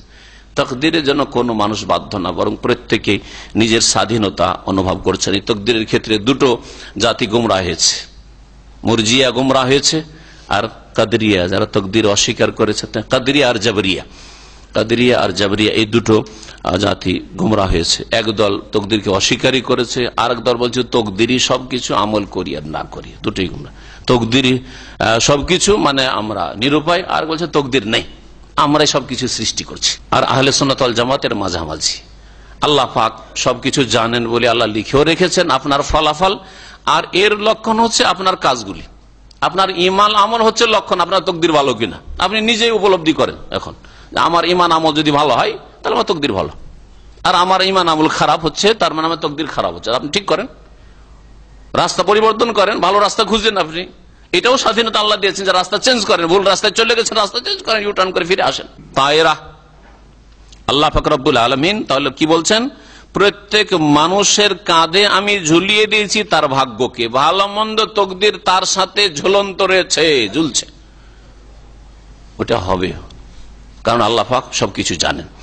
আর যদি আমল নেন, আমল প্রত্যেক বান্দার কাঁধে ঝুলিয়ে দিয়েছেন আল্লাহ পাক রব্বুল আলামিন। যেই আমলগুলি নিয়ে আল্লাহর সামনে যাবে, ভালো আমল নিয়ে গেলে তার ফল ভালো পাবে, আর যদি মন্দ আমল নিয়ে যায়, কুফরি, শিরক, বিদআত, পাপ, অন্যায়, নামাজ ত্যাগ করা, যেসব অন্যায় রয়েছে পাপ কাজ নিয়ে যায়, তাহলে তার শাস্তি পাবে।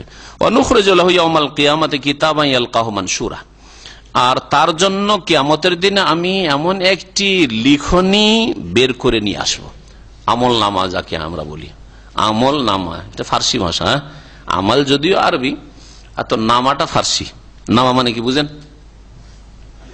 হ্যাঁ, নামা চিঠিকে বলা হয়, হ্যাঁ নামা চিঠিকে বলা হয়, ফার্সি ভাষা, ছোটকালে আমরা ফার্সি সামান্য পড়েছি, নামা চিঠিকে বলা হয়। তো এটা আপনার পত্র, হ্যাঁ সারা জীবনের আপনার ডিটেলস বলতে আছে যে আপনি কি করেছেন। আমল নামা কর্মলিপি, আরবিতে আরবি ভাষাটা আমাদের দেশে প্রয়োগ করেন, আরবিতে আরবরা কি বলে, আর কোন আরব যদি আপনাকে বলে আমল নামা, তো কি বলবে? আমল নামা বলবে, কি বলবে? সাহাইফুল আমাল, হ্যাঁ সাহিফা, হ্যাঁ সাহাইফ বহু বচন, সাহিফা, হ্যাঁ সাহাইফুল আমাল বলা হয়। আমল নামা যেটাকে বলছে ফারসিতে, ওইটা হচ্ছে সাহাইফুল আমাল আরবিতে। তো আল্লাহ পাক রব্বুল আলামিনের ফেরেশতারা সবকিছু লিখছেন, ভালো মন্দ সবকিছু লিখছেন, এই মর্মে অনেকগুলি আয়াত রয়েছে। আল্লাহ পাক বলছেন সেই কিতাব আমি কিয়ামতের দিনে কি করব, বের করে নিয়ে আসবো, আল্লাহ পাক হাজির করবেন। ইয়ালকাহু মানশুরা, যার সম্মুখীন হবে বা যার সাথে সাক্ষাৎ করবে, মানশুরা খোলা অবস্থায়, খোলা পত্র পেয়ে যাবে, সারা জীবনের হ্যাঁ সমস্ত বৃত্তান্ত পেয়ে যাবে তাতে। আল্লাহ পাক রব্বুল আলামিন তারপর বলছেন ইকরা কিতাবাক, সেই কিয়ামতের দিন আল্লাহ বলবেন তোমার এই কর্মলিপি পড়ো, তোমার যে এই যে কিতাব এটা পড়ো। কাফা বিনাফসিকা আল-ইয়াওমা আলাইকা হাসিবা, কাফা বিনাফসিকা, কাফার পরে যে বাটা আসে আরবি গ্রামে, বাটা হচ্ছে অলংকারের জন্য জায়েদা, তার অর্থ করা যাবে না, তাহলে কি অর্থ হবে? কাফা নাফসুকা, নাফসুকা আসলে ফাইল ছিল, বা জায়েদার কারণে বেনাফসিকা হয়ে গেছে। কাফা নাফসুকা আসলে তার মানে তুমি নিজেই যথেষ্ট, তুমি তোমার নাফস, তুমি নিজেই যথেষ্ট, আলাইকা তোমার জন্য বা তোমার ওপর, হাসিবা হিসাব নেওয়ার জন্য, তোমার হিসাব কষার জন্য তুমি নিজে যথেষ্ট। তোমার আমলনামা, তোমার কর্মলিপি তোমার সামনে আছে, তুমি নিজেই হিসাব করো, দেখো। আর কোনটা অস্বীকার করার থাকলে অস্বীকার করো, অস্বীকার করতে পারবে?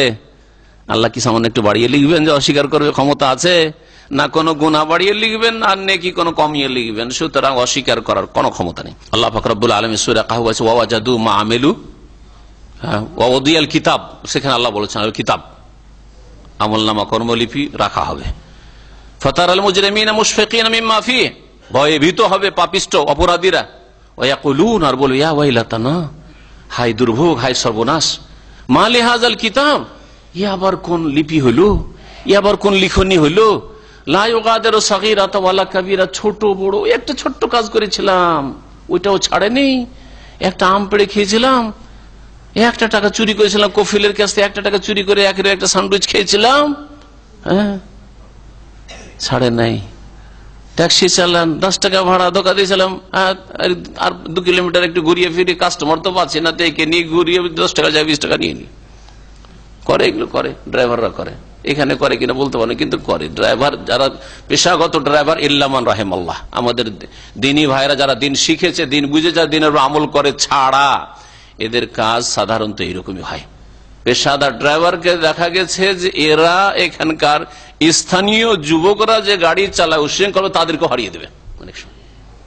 রাগ করবেন না কেউ, কিন্তু রাগ করবেন না কিন্তু, কারণ হক কথা আমাদের ওস্তাদরা শিখিয়েছেন যে হক কথা তিক্ত লাগে, তিক্ত হয় না। এটা হচ্ছে লাগা আর একটা হওয়া, বুঝতে পারছেন? হক কথা, হ্যাঁ, বলিল হক মির রাব্বিক, আল্লাহর পক্ষ থেকে, তো কড়া হবে কেন? কড়া নয় আসলে, আর ওইটা আসলে তিতা নয়, কিন্তু তিতা লাগে। তিতা খাওয়া অভ্যাস না থাকলে তিতা লাগে, কিন্তু আপনি যদি হকপন্থী হয়ে যান তো আপনাকে তিতা লাগবে না। আল্লাহ পাক রব্বুল আলামিন বলছেন যে ইকরা কিতাবাক, তোমার এই লিপি, তোমার কিতাব আমলনামা পড়ো, কাফা বিনাফসিকা আল-ইয়াওমা আলাইকা হাসিবা, কাফা বিনাফসিকা আল-ইয়াওমা আলাইকা হাসিবা, তোমার জন্য, তোমার হিসাব নেওয়ার জন্য তুমি আজকে যথেষ্ট।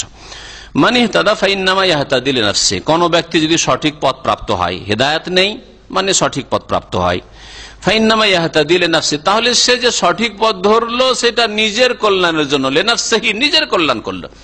আপনি আপনার সালাত আদায় করে আপনার কল্যাণ করবেন, আর এই কল্যাণের জন্য আপনাকে আপনার সাথী ভাইরা, রুমমেটরা যদি ফজরের জায়গায়, আসরের জায়গায় ঘুম ভাঙায়, তো কষ্ট কেন? অথচ আপনার কল্যাণ, তাতে ওর কি কল্যাণ রয়েছে? যে আপনাকে জাগাচ্ছে তার কি কল্যাণ রয়েছে? আপনার কল্যাণের জন্য করছে। আপনি সামান্য 1 টাকার কেউ যদি উপকার করে দেয়, তাহলে কত আপনি কৃতজ্ঞতার শুকরিয়া আদায় করছেন, আর আপনার আখেরাতকে সুন্দর করে দিতে চাইছে, আর আপনি সেখানে রাগ করছেন যে আমার ঘুমটা ভাঙিয়ে দিল, লাইট জ্বালিয়ে দিল, যাবে নামাজে যাবে, লাইটটা কেন জ্বালায় ফজরে, যাবে নামাজে যাবে, কিন্তু আমাদেরকে কেন জায়গা, ও নিজের কাজ নিজে করুক। আউযুবিল্লাহ, সব শয়তান প্রকৃতির মানুষ। আল্লাহ পাক সব ফাসিক গুমরাহ মুসলিমদেরকে, মানে ইহতাদা ফাইন্নামা ইয়াহতাদি লিনাফসিহি, যারা হেদায়েত প্রাপ্ত হলো তারা নিজেদের জন্যই হলো, নিজের কল্যাণের জন্য। ওমান দাল্লা, আর কেউ যদি পথভ্রষ্ট হয়, ফাইন্নামা ইয়াদিল্লু আলাইহা, তাহলে সে তার বিরুদ্ধেই পথভ্রষ্ট হলো, নিজেরই ক্ষতি করলো। আলাইহা বলেছেন, আলা বিরুদ্ধে আসে। উদউলি আরবিতে হয় মানে আমার কল্যাণের জন্য নেক দোয়া করো, আর উদু আলাইহা মানে আনা, যদি কেউ বলে আনা আদু আলাই, নিজের জন্য নিজের, কেউ চাইবে না যে আমার বদদোয়া করো, কিন্তু বলে আনা আদু আলাইক, আমি তোমার কি করবেন, আনা আদু আলাইক। আলা আসলে, আলা যদি তার আসে, সেলা প্রিপোজিশন আসে, তাহলে বদদোয়ার অর্থ হয়ে যায়। অথচ দা, এখানে দা আয়াদু থেকে, আর ওখানে দা আয়াদু থেকে। হ্যাঁ, দাও তো লাহু, আমি তার জন্য নেক দোয়া করলাম, দাও তো আলাইহে, হ্যাঁ মানে তার জন্য বদদোয়া করলাম। জি, কানা রাসূলুল্লাহ ইয়াদু আলাল কুফার, কাফেরদের উপর বদদোয়া করতেন, ওয়াদু লিল মুমিনিন, মুমিনদের কল্যাণে দোয়া করতেন।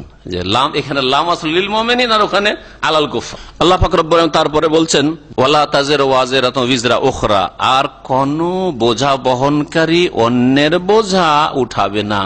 ওয়াজারা ইয়াজিরু, বিজরুন মানে বোঝা, আর ওয়াজারা ইয়াজিরু মানে বোঝা বহন করা। ওয়ালা তাজিরু, বহন করবে না, ওয়াজিরাতুন মানে নাফসুন ওয়াজিরাতুন, কোন বোঝা বহনকারী ব্যক্তি, পুরুষ হোক আর নারী হোক, বিজরা উখরা, অন্যের বোঝা, অপরের বোঝা, কেউ কারো বোঝা উঠাবে না। বাপ মা ছেলে মেয়েদের বোঝা উঠাবে না, ছেলে মেয়ে বাপ মায়ের বোঝা উঠাবে না। এটা হচ্ছে আল্লাহ পাকের কোরআনী নীতিমালা, কায়দায়ে কোরআনিয়া, দুনিয়ার ক্ষেত্রে আর আখিরাতের ক্ষেত্রে। কেমন দুনিয়ার ক্ষেত্রে? আমাদের দেশের বক্তাদের একটা চা খাওয়া দুরুদ আছে, চা খাবে, দুধ খাবে, ওই জন্য ওর একটা দুরুদ আছে, আল্লাহুম্মা শুরু করে দিল, পড়তে থাকলো, ওর মধ্যে চা পানি করা হচ্ছে, ঠিক না? তা আমাদের তো নাই, তো ওর মধ্যে আপনার প্রশ্ন উত্তর দেন যে বিদাতি দুরুদ তো আমাদের কাছে নেই, সুন্নতি দুরুদ আছে সাল্লাল্লাহু আলাইহি ওয়াসাল্লাম। দুনিয়ার ক্ষেত্রে ছেলে দোষ করেছে, আসামি ছেলে, আর বাপকে মাকে গোটা বংশকেও আসামি বানিয়ে দিল। খুনের আসামি, নারী নির্যাতনের আসামি, বউ কেস করেছে, সম্পর্ক খারাপ হয়েছে ছেলের সাথে, কেস করেছে গোটা বংশের ওপর। আরে ও বুড়ি মানুষ বেচারি, চলতে পারে না, ও কি করবে? ও হ্যাঁ, সবার উপরে কেস করেছে, ভাইদের উপরে কেস করেছে। হ্যাঁ, এক ভাই খুন করেছে, সমস্ত ভাইগুলি আসামি, বাপা আসামি, মাও আসামি, আর মহিলা স্ত্রীও আসামি। মানব রচিত আইনে এই জুলুম চলছে। ওয়ালা তাজিরু ওয়াজিরাতু বিজরা উখরা। দুনিয়ার ক্ষেত্রে কেউ কারো বোঝা উঠাবে না। দোষ করেছে আপনার ভাই, আপনার ভাই শাস্তি পাবে। আমার ভাই করেছে, আমার ভাই শাস্তি পাবে। আমি করেছি, আমি পাবো, আমার ভাই কেন শাস্তি পাবে? এরকম রিয়াকশনে ওই লোককে পায় না আমাদের সামাজিক বা পারিবারিক দ্বন্দ্বে। আরে যে অন্যায় করেছে ওকে পায় না, ওর ভাইকে পেয়ে গেছে, মার মার, এই শুরু হয়ে গেল। সুবহানাল্লাহ সুবহানাল্লাহ। অথচ সে ঝগড়া হয়তো মিটাতে চাইছিল, বেচারা নিরীহ মানুষ, ওর ভাইকে পেয়েছে। ওকে না, ওর ভাইকে তো পেয়েছি, ওকে না পেয়েছি ওর ছেলেকে তো পেয়েছি, ওকে না পেয়েছি ওর স্ত্রীকে তো পেয়েছি। আউযুবিল্লাহ। আসামি ধরতে পারে না, সেই জন্য ওর স্ত্রীকে নিয়ে গিয়ে জেলে বন্ধ করে দিল। এ তো জালেম। ওয়ালা তাজিরু ওয়াজিরাতু বিজরা উখরা। কেউ কারো বোঝা উঠাবে না, যে অপরাধ করেছে সে তার বোঝা উঠাবে। আলহামদুলিল্লাহ, সৌদি আরবে আইনের বাস্তবায়ন রয়েছে। সৌদি আরবে আইনের বাস্তবায়ন রয়েছে আলহামদুলিল্লাহ। কেউ কারো বোঝা ওঠায় না। ওইদিকে বিন লাদেন জানে, যদি ওসামা বিন লাদেন তো সৌদি আরবে অপরাধী, ঠিক কিনা? উদাহরণ দিয়ে বুঝেন। আর বিন লাদেন কামাই বিশাল কোম্পানি, হারমানিসের মক্কা মদিনার সবচেয়ে বড় কন্ট্রাক্টর, জানেন না? তাহলে চিন্তা করেন আপনি। কিন্তু আমাদের দেশে ভাবতে পারেন, হ্যাঁ, যে আব্দুর রহমানের ভাই আর বড় একটা কোম্পানির মালিক, হ্যাঁ, ভাই মানে ওকে যেতে হবে, ওর সাথে ভাই সবকে যেতে হবে, তাই নাকি? কত বড় জুলুম হচ্ছে। আর আখিরাতের ক্ষেত্রে কেউ কারো বোঝা উঠাবে না। হ্যাঁ, কেউ কারো বোঝা উঠাবে না। ছেলে নামাজ পড়ে না, বেনামাজি, বাপ মা বোঝা উঠাবে নাকি? আস্তে করে মাথা ঝুলেছেন তো। ছেলে নামাজ পড়ে না, বাপ মা বোঝা উঠাবে না? উঠাবে না বলেন। আর যারা বলছে যে উঠাবে, ওরা বলেন এরকম আছে, উঠাবে। হ্যাঁ, এক দল দুই দল। আর যারা বলছেন যে যদি নিজের দায়িত্বে অবহেলা করে, দায়িত্ব পালন অবহেলা করে, তাহলে বোঝা উঠাইতে হবে। আর দায়িত্ব যদি অবহেলা না করে তাহলে বোঝা উঠাইতে হবে না, তারা হাত উঠান। এটা সবাই, এটা ঠিক। এই দেখলেন, তিনটা মতের মধ্যে এটা ঠিক। তা আমাদের তিনটা মতের মধ্যে একটা ঠিক না তিনটাই ঠিক? তিনটার মধ্যে কয়টা ঠিক? তাহলে বোঝা গেল যুক্তিতে, যুক্তি বলে যে আল হাক্কু লা ইয়াতাআদ্দাদু, সত্য একাধিক হয় না, একটা সত্য হয়, ঠিক কিনা? তাহলে ইমাম আবু হানিফা, শাফি, মালিক, আহমদ চারটা মত পেশ করলেন, চারটাই ঠিক না একটা ঠিক? তাহলে তো দিন বুঝে নিলেন। তাহলে আবার গোড়ামি কেন করবেন যে ভাই আমি হানাফি আর আপনি শাফেঈ, এ হচ্ছে মালিকি, হচ্ছে হাম্বলি, চারটাই ঠিক? কোথা থেকে চারটা ঠিক হলো? একটা ঠিক হবে। বোঝা গেছে? এবারে আমরা এখানে তিনটা মত পেশ করলাম, তিনটাকে সমর্থন করলেন, আপনারা বললেন তিনটাই ঠিক। বললেন কি? এতটুকু কমন সেন্স আপনাদের আছে, বুঝতে পারছেন যে তিনটা ঠিক না একটা ঠিক। আর ওইখানে মাসলা মাসাইলে বুঝতে পারছেন না, আকীদায় বুঝতে পারছেন না। আশারিও ঠিক, আর মাতুরিদিও ঠিক, আর হাম্বলিও ঠিক। তিনটাই আকীদায় ঠিক, আসমা সিফাতে কখনো ঠিক না, একটা ঠিক, একটা ঠিক। আসমা সিফাতের যদি তাবিল ঠিক হয়, তাহলে যারা তসলিম করেছে, বলছে যে আল্লাহ পাক যেভাবে বলেছেন ওইভাবে আমরা মানবো, এটা ঠিক নয়। আর ওইটা ঠিক হয় তো এটা ঠিক নয়। এইভাবে বুঝলেই তো সহজ হয়ে যায় দিন বুঝা। দিন বোঝা খুব সহজ যদি বুঝার চেষ্টা করে। আল্লাহ পাক যেন তৌফিক দান করে। বোঝা উঠাবে না, হ্যাঁ, অন্যের বোঝা উঠাবেন। এখানে যে বললাম যে দায়িত্ব পালনে গাফিলতি যদি করে, অবহেলা করে, তাহলে বোঝা উঠাইতে হবে। সেটা ছেলে মেয়ের বোঝা কিন্তু উঠায়নি, ওটা নিজের বোঝা। এটাও বুঝে নেন, সূক্ষ্ম কথা। কারণ আমার ছেলে মেয়েকে আমাকে নামাজ শিখাইতে হবে, তৌহিদ শিখাইতে হবে, ইসলামিক পরিবেশে মানুষ করতে হবে, এটা আমার ফরজ না ছেলেটার ফরজ? আমার ফরজ। আমার ফরজে গাফিলতি করলাম, সেই জন্য জবাবদেহি করতে হবে। আমাকে আমার ছেলে মেয়েগুলিকে এক অন্য একসাথে রাখলে জাগাইতে হবে, তারপর মসজিদে যেতে হবে, এটা আমার ফরজ না ছেলেটার ফরজ? আমার ফরজ, আমাকে জাগাইতে হবে। কুয়া আনফুসাকুম ওয়া আহলিকুম নারা। আমি যেহেতু জাগাইলাম না, আমি মোল্লাজি একাই নামাজ পড়তে চলেন, হাজি সাহেব বুড়া একাই নামাজ পড়ে, দাড়ি টুপি, আর ছেলে মেয়ে বউ বেটি একটাও নামাজ পড়ে না, পর্দা করে না, আর একসাথে নিয়ে খাচ্ছি, নিজের দায়িত্ব পালন করেনি, তার দায়িত্ব অবহেলা করেছে, সেই জন্য তাকে পকড়া হবে।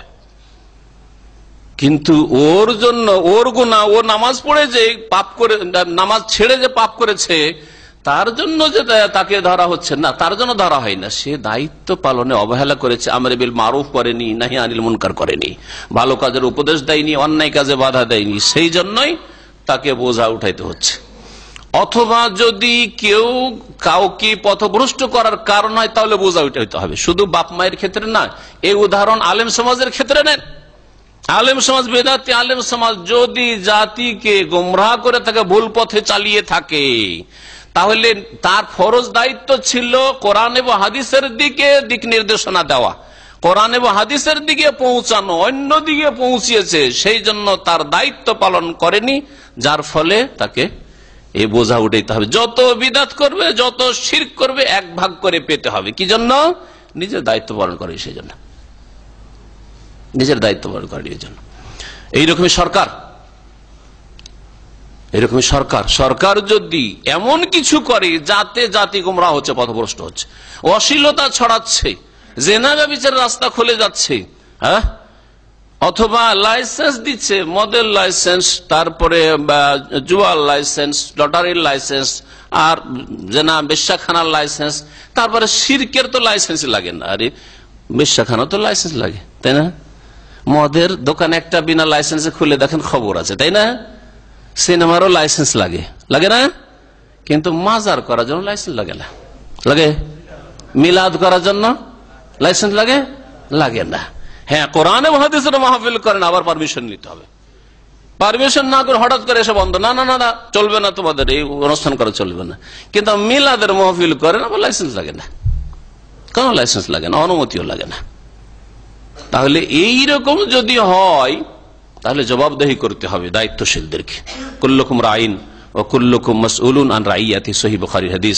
তোমাদের প্রত্যেককে কিন্তু দায়িত্বশীল, আর প্রত্যেককে নিজ নিজ দায়িত্ব সম্পর্কে মাসউল, জিজ্ঞাসা করা হবে, জবাবদেহি করতে হবে আল্লাহ পাকের সামনে।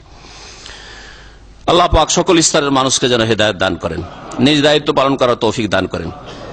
আল্লাহ পাক রব্বুল তারপরে বলছেন, ওমা কুন্না মুআযযিবিন, আর আমি আল্লাহ আযাব দিই না।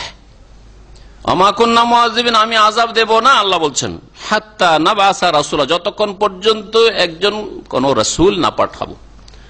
রাসূল প্রেরণ করা ছাড়া, দূত প্রেরণ করা ছাড়া, জানিয়ে দেওয়া ছাড়া। রাসূল মানে যুগে যুগে রাসূল আসবে, একবার নবী আর রাসূল এরকম নয়, কিন্তু রাসূল হয়, রাসূল আসবেন, আর রেসালাতের দরজা যদি বন্ধ হয়ে গিয়ে থাকে, যেমন নবী করিম সাল্লাল্লাহু আলাইহি সাল্লামের পরে আর কোন রাসূল নবী আসবেন না, তাহলে কি হবে?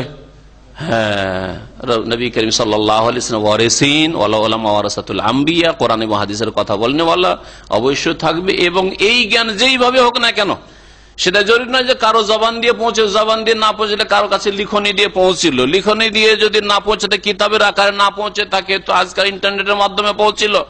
বিভিন্ন যে সোর্স গুলি রয়েছে, প্রচার মাধ্যম রয়েছে, সেগুলির মাধ্যমে সহি আকীদা, সহি ইসলাম পৌঁছিল, তাওহীদ পৌঁছিল, দ্বীন ইসলামের বিধিবিধান পৌঁছিল, ব্যাস হয়ে গেছে। যদি আল্লাহ পাক যতগুলি পৌঁছার রিসোর্স রয়েছে পৌঁছে না দেন, তাহলে কোন জাতিকে শাস্তি দেবেন না। আচ্ছা, পৌঁছিল কি পৌঁছিল না আমরা জানতে পারবো সম্ভব? কার কাছে ইসলাম পৌঁছেছে আর কার কাছে পৌঁছেনি আমরা সঠিক সিদ্ধান্ত পৌঁছিতে পারবো? কি করে জানবেন আপনি তার অবস্থা? তাকে কয় ঘন্টা আপনি দেখেন যে বলে তার কাছে ইসলাম পৌঁছেনি?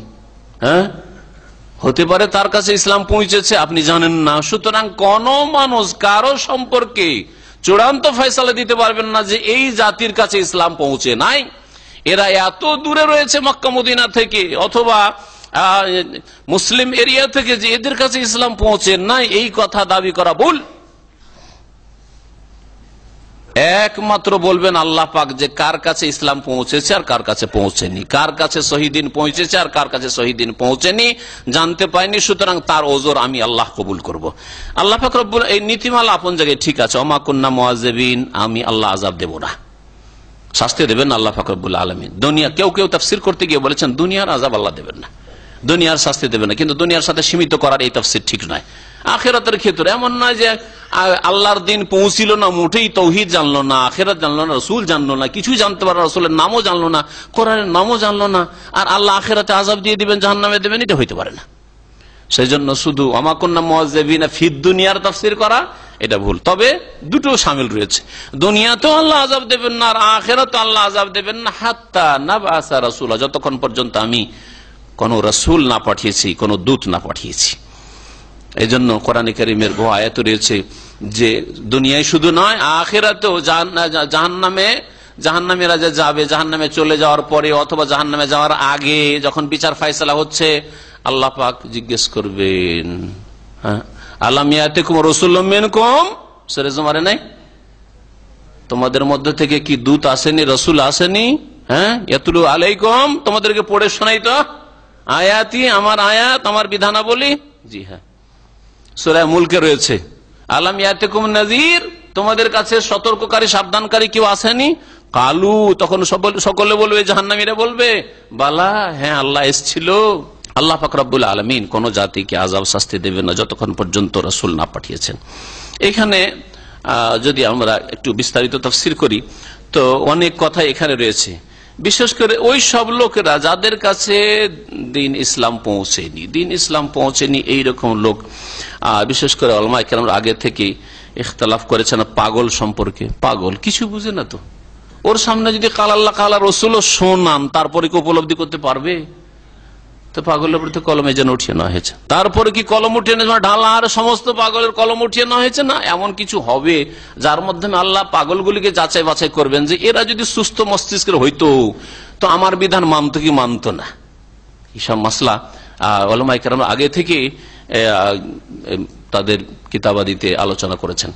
তারপরে যে বধির, কানে শোনে না, কিছুই তো শোনেন না, কিছুই শোনেন না, শোনেও না, জানেও না, তাহলে এইসব লোকের কি হবে?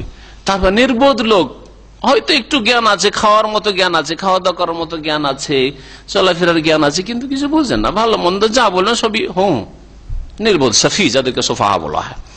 এদের সম্পর্কে উলামাদের দ্বিমত রয়েছে। এইরকমই যারা শিশু অবস্থায় মারা গেছে, শৈশবে মারা গেছে, জি বাল্য জীবনে মারা গেছে, জন্ম কাফের ঘরে, বিশেষ করে কাফের ঘরে যেসব বাচ্চারা জন্মেছে তাদের সম্পর্কে বড় ইখতিলাফ রয়েছে, বড় দ্বিমত রয়েছে। মুসলিম পরিবারে যদি জন্মায় তাহলে তো নয়, ধরে নিলাম যে মুসলিম পরিবারে জন্মেছে আর সহি আকীদার মানুষের ছেলে মেয়ে, আর এরা শৈশবে মারা গেছে, বাল্য জীবনে মারা গেছে, বাপ মায়ের সাথে হয়ে এরা জান্নাতি হবে। অধিকাংশ উলামারা এটাই বলছেন, আর ইনশাআল্লাহ এটাই ঠিক। কাফেরদের ছেলেদের কি হবে? ইহুদি নাসারা হিন্দুদের ঘরে জন্মেছে, নাস্তিকের ঘরে জন্মেছে, তাদের কি হবে? জান্নাতে না জাহান্নামে? এখানে বলে যারা জান্নাতে বলছেন আতটান জান্নাতে, কাফেরদের ছেলে মেয়েরাও জান্নাতে যদি নাবালক অবস্থায় মারা যায়। যারা বলছেন জাহান্নামে আছেন কেউ? এখানে নেই, আছে একজন বেরিয়েছে কমপক্ষে। হ্যাঁ, আর পরীক্ষা না হবে আরেকটা মত, তিনটা মত হইল। আরেকটা মত আছে, আরেকটা মত হচ্ছে যে আমরা কিছু বলবো, নীরব থাকবো। অনেক ওলামারা বলছেন যে যেই ক্ষেত্রে আমাদের কাছে ক্লিয়ার কোনো জ্ঞান নেই আমরা বাড়াবাড়ি কথা বলবো না। জান্নাতে সার্টিফিকেট দেওয়ার মধ্যে অধিকার কি, আর জাহান্নামের সার্টিফিকেট দেওয়ার অধিকার কি, এই হবে আর সে হবে, আমরা চুপ থাকবো, নীরব, তাওয়াক্কুফ। জান্নাতি মুশরিক কাফেরদের ছেলে মেয়েরা জান্নাতি নাবালক অবস্থায় মারা গেলে জাহান্নামী, দুটো মত। তৃতীয় মত হচ্ছে যে আমরা নীরব, কিছু বলবো না, আল্লাহ ভালো জানেন, আল্লাহ আ'লামু বিমা কানু আমিলিন, এই দলিল তাদের। কি করতো আল্লাহ পাক ভালো জানেন, আল্লাহ পাক তাদের ফয়সালা তিনি করবেন যে এরা বেঁচে তাহলে কি করতো না করতো। আর 4 নম্বর মত হচ্ছে যে কিয়ামতের দিনে আল্লাহ পাক হাসরের মাঠে পরীক্ষা করবেন, ইমতিহান। ইমাম ইবনে কাসির রাহমাতুল্লাহ এই পরীক্ষার মতটিকে প্রাধান্য দিয়েছেন। পরীক্ষা কি হবে, হাদিস থেকে যদি শোনানো হয় তাহলে বেশি ভালো হয়। তবে এই বিষয়ে উলামায়ে কেরামরা বেশি আলাপ আলোচনা করাকে অপছন্দ করেছেন। সালাফে সালেহিনরা বলছেন কারিহা জামাআতু মিনাল উলামা আল কালামা ফিহা, এই বিষয়ে কার ছেলে জান্নাতি জাহান্নামী এই বিষয়গুলো নিয়ে আলোচনা করা, এই বিষয়গুলো আপত্তিকর, জান্নাতি জাহান্নামী চোখের আড়ালের জিনিস। এইরকম আমাদের দেশে এক শ্রেণীর লোকের রয়েছে রসুলের বাপ মা নিয়ে পেরেশান, ওর নিজের বাপ মানে কোনো মাথা ব্যথা নেই, বুঝেছেন? নিজের বাপ মানেও মাথা ব্যথা নেই, রসুলের বাপ মার কি হবে এটা বলেন? তারপরে নিজের বাপ মা তো নিজের নিয়ে কোনো পেরেশানি নেই, আমি কোথায় যাবো ওটাও জানে না, ওটাও খোঁজ খবর রাখেন আমি কি করছি আর কোথায় যাব।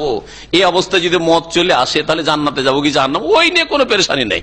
নিজের চরকায় মোটেই তেল দেয় না, দুনিয়ার ক্ষেত্রে টাকা পয়সার ক্ষেত্রে নিজের চরকায় তেল দেয়, ইনকাম করে বেতনটা নিজের পকেটে ঢুকায়, কখনো বাপের পকেটে ঢুকায় না, কখনো আবার নিজের ভাইয়ের পেটে ঢুকায় না। যাক আমার ওস্তাদ মানুষ, ওনার পকেটে বেতনটা ঢুকাই দিয়ে, আছে কেউ নাকি? হ্যাঁ আছে কেউ? হ্যাঁ দিয়েছেন আজ পর্যন্ত? হ্যাঁ দুনিয়ার ক্ষেত্রে পয়সার ক্ষেত্রে দুনিয়ার যেগুলি স্বার্থ সেসব ক্ষেত্রে সমস্ত কিছু আপনার পকেটে যাচ্ছে, স্বার্থে যাচ্ছে। আর আমলের ক্ষেত্রে রসুলের বাপমার কি হবে, রসুলের বাপমার কি হবে, আর এ কি হবে, সে কি হবে, আপনার নিজেরই হদিস নেই, নিজের খবর নেন। নিজের চরকায় তেল দিন, এটা হচ্ছে প্রবাদ, এটাই শরীয়তে বলা হয়েছে। নিজের জন্য ব্যস্ত হন, আমার কি দশা হবে, নফসি নফসি কিয়ামতের দিন করবেন, এখন নফসি নফসি করেন। আমলের ক্ষেত্রে আমার হাই আল্লাহ, এই অবস্থায় মত আসলে কি হবে, তওবা করি দ্রুত। তো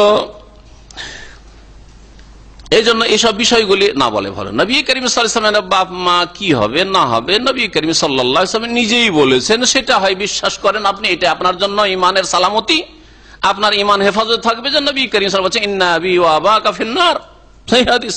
আর যদি আপনি এগুলো জানার প্রয়োজন না বলেন আল্লাহ আলাম, তাতেও কোনো দোষ নেই, আল্লাহ ভালো জানেন, আল্লাহ ভালো জানেন। কিন্তু আপনার মাথার ব্যথা। আর একটা মজার কথা কি জানেন, ওরা আসলে আলেমদেরকে পরীক্ষা করতে চায় যে এই আলেম আমাদের না অন্যদের। যদি বলে নবীর বাপ জান্নাতি, তাহলে আমাদের হুজুর আছে। আর যদি নবীর বাপকে জাহান্নামী বলে দেয়, তাহলে এর কথা নেওয়া যাবে না। এর নামাজও নিব না, রোজাও নিব না, জাকাতও নিব না, হজও নিব না, মাসলা মাসাইলও না, ফতুয়াও নেব না, এই হচ্ছে ওয়াহাবি।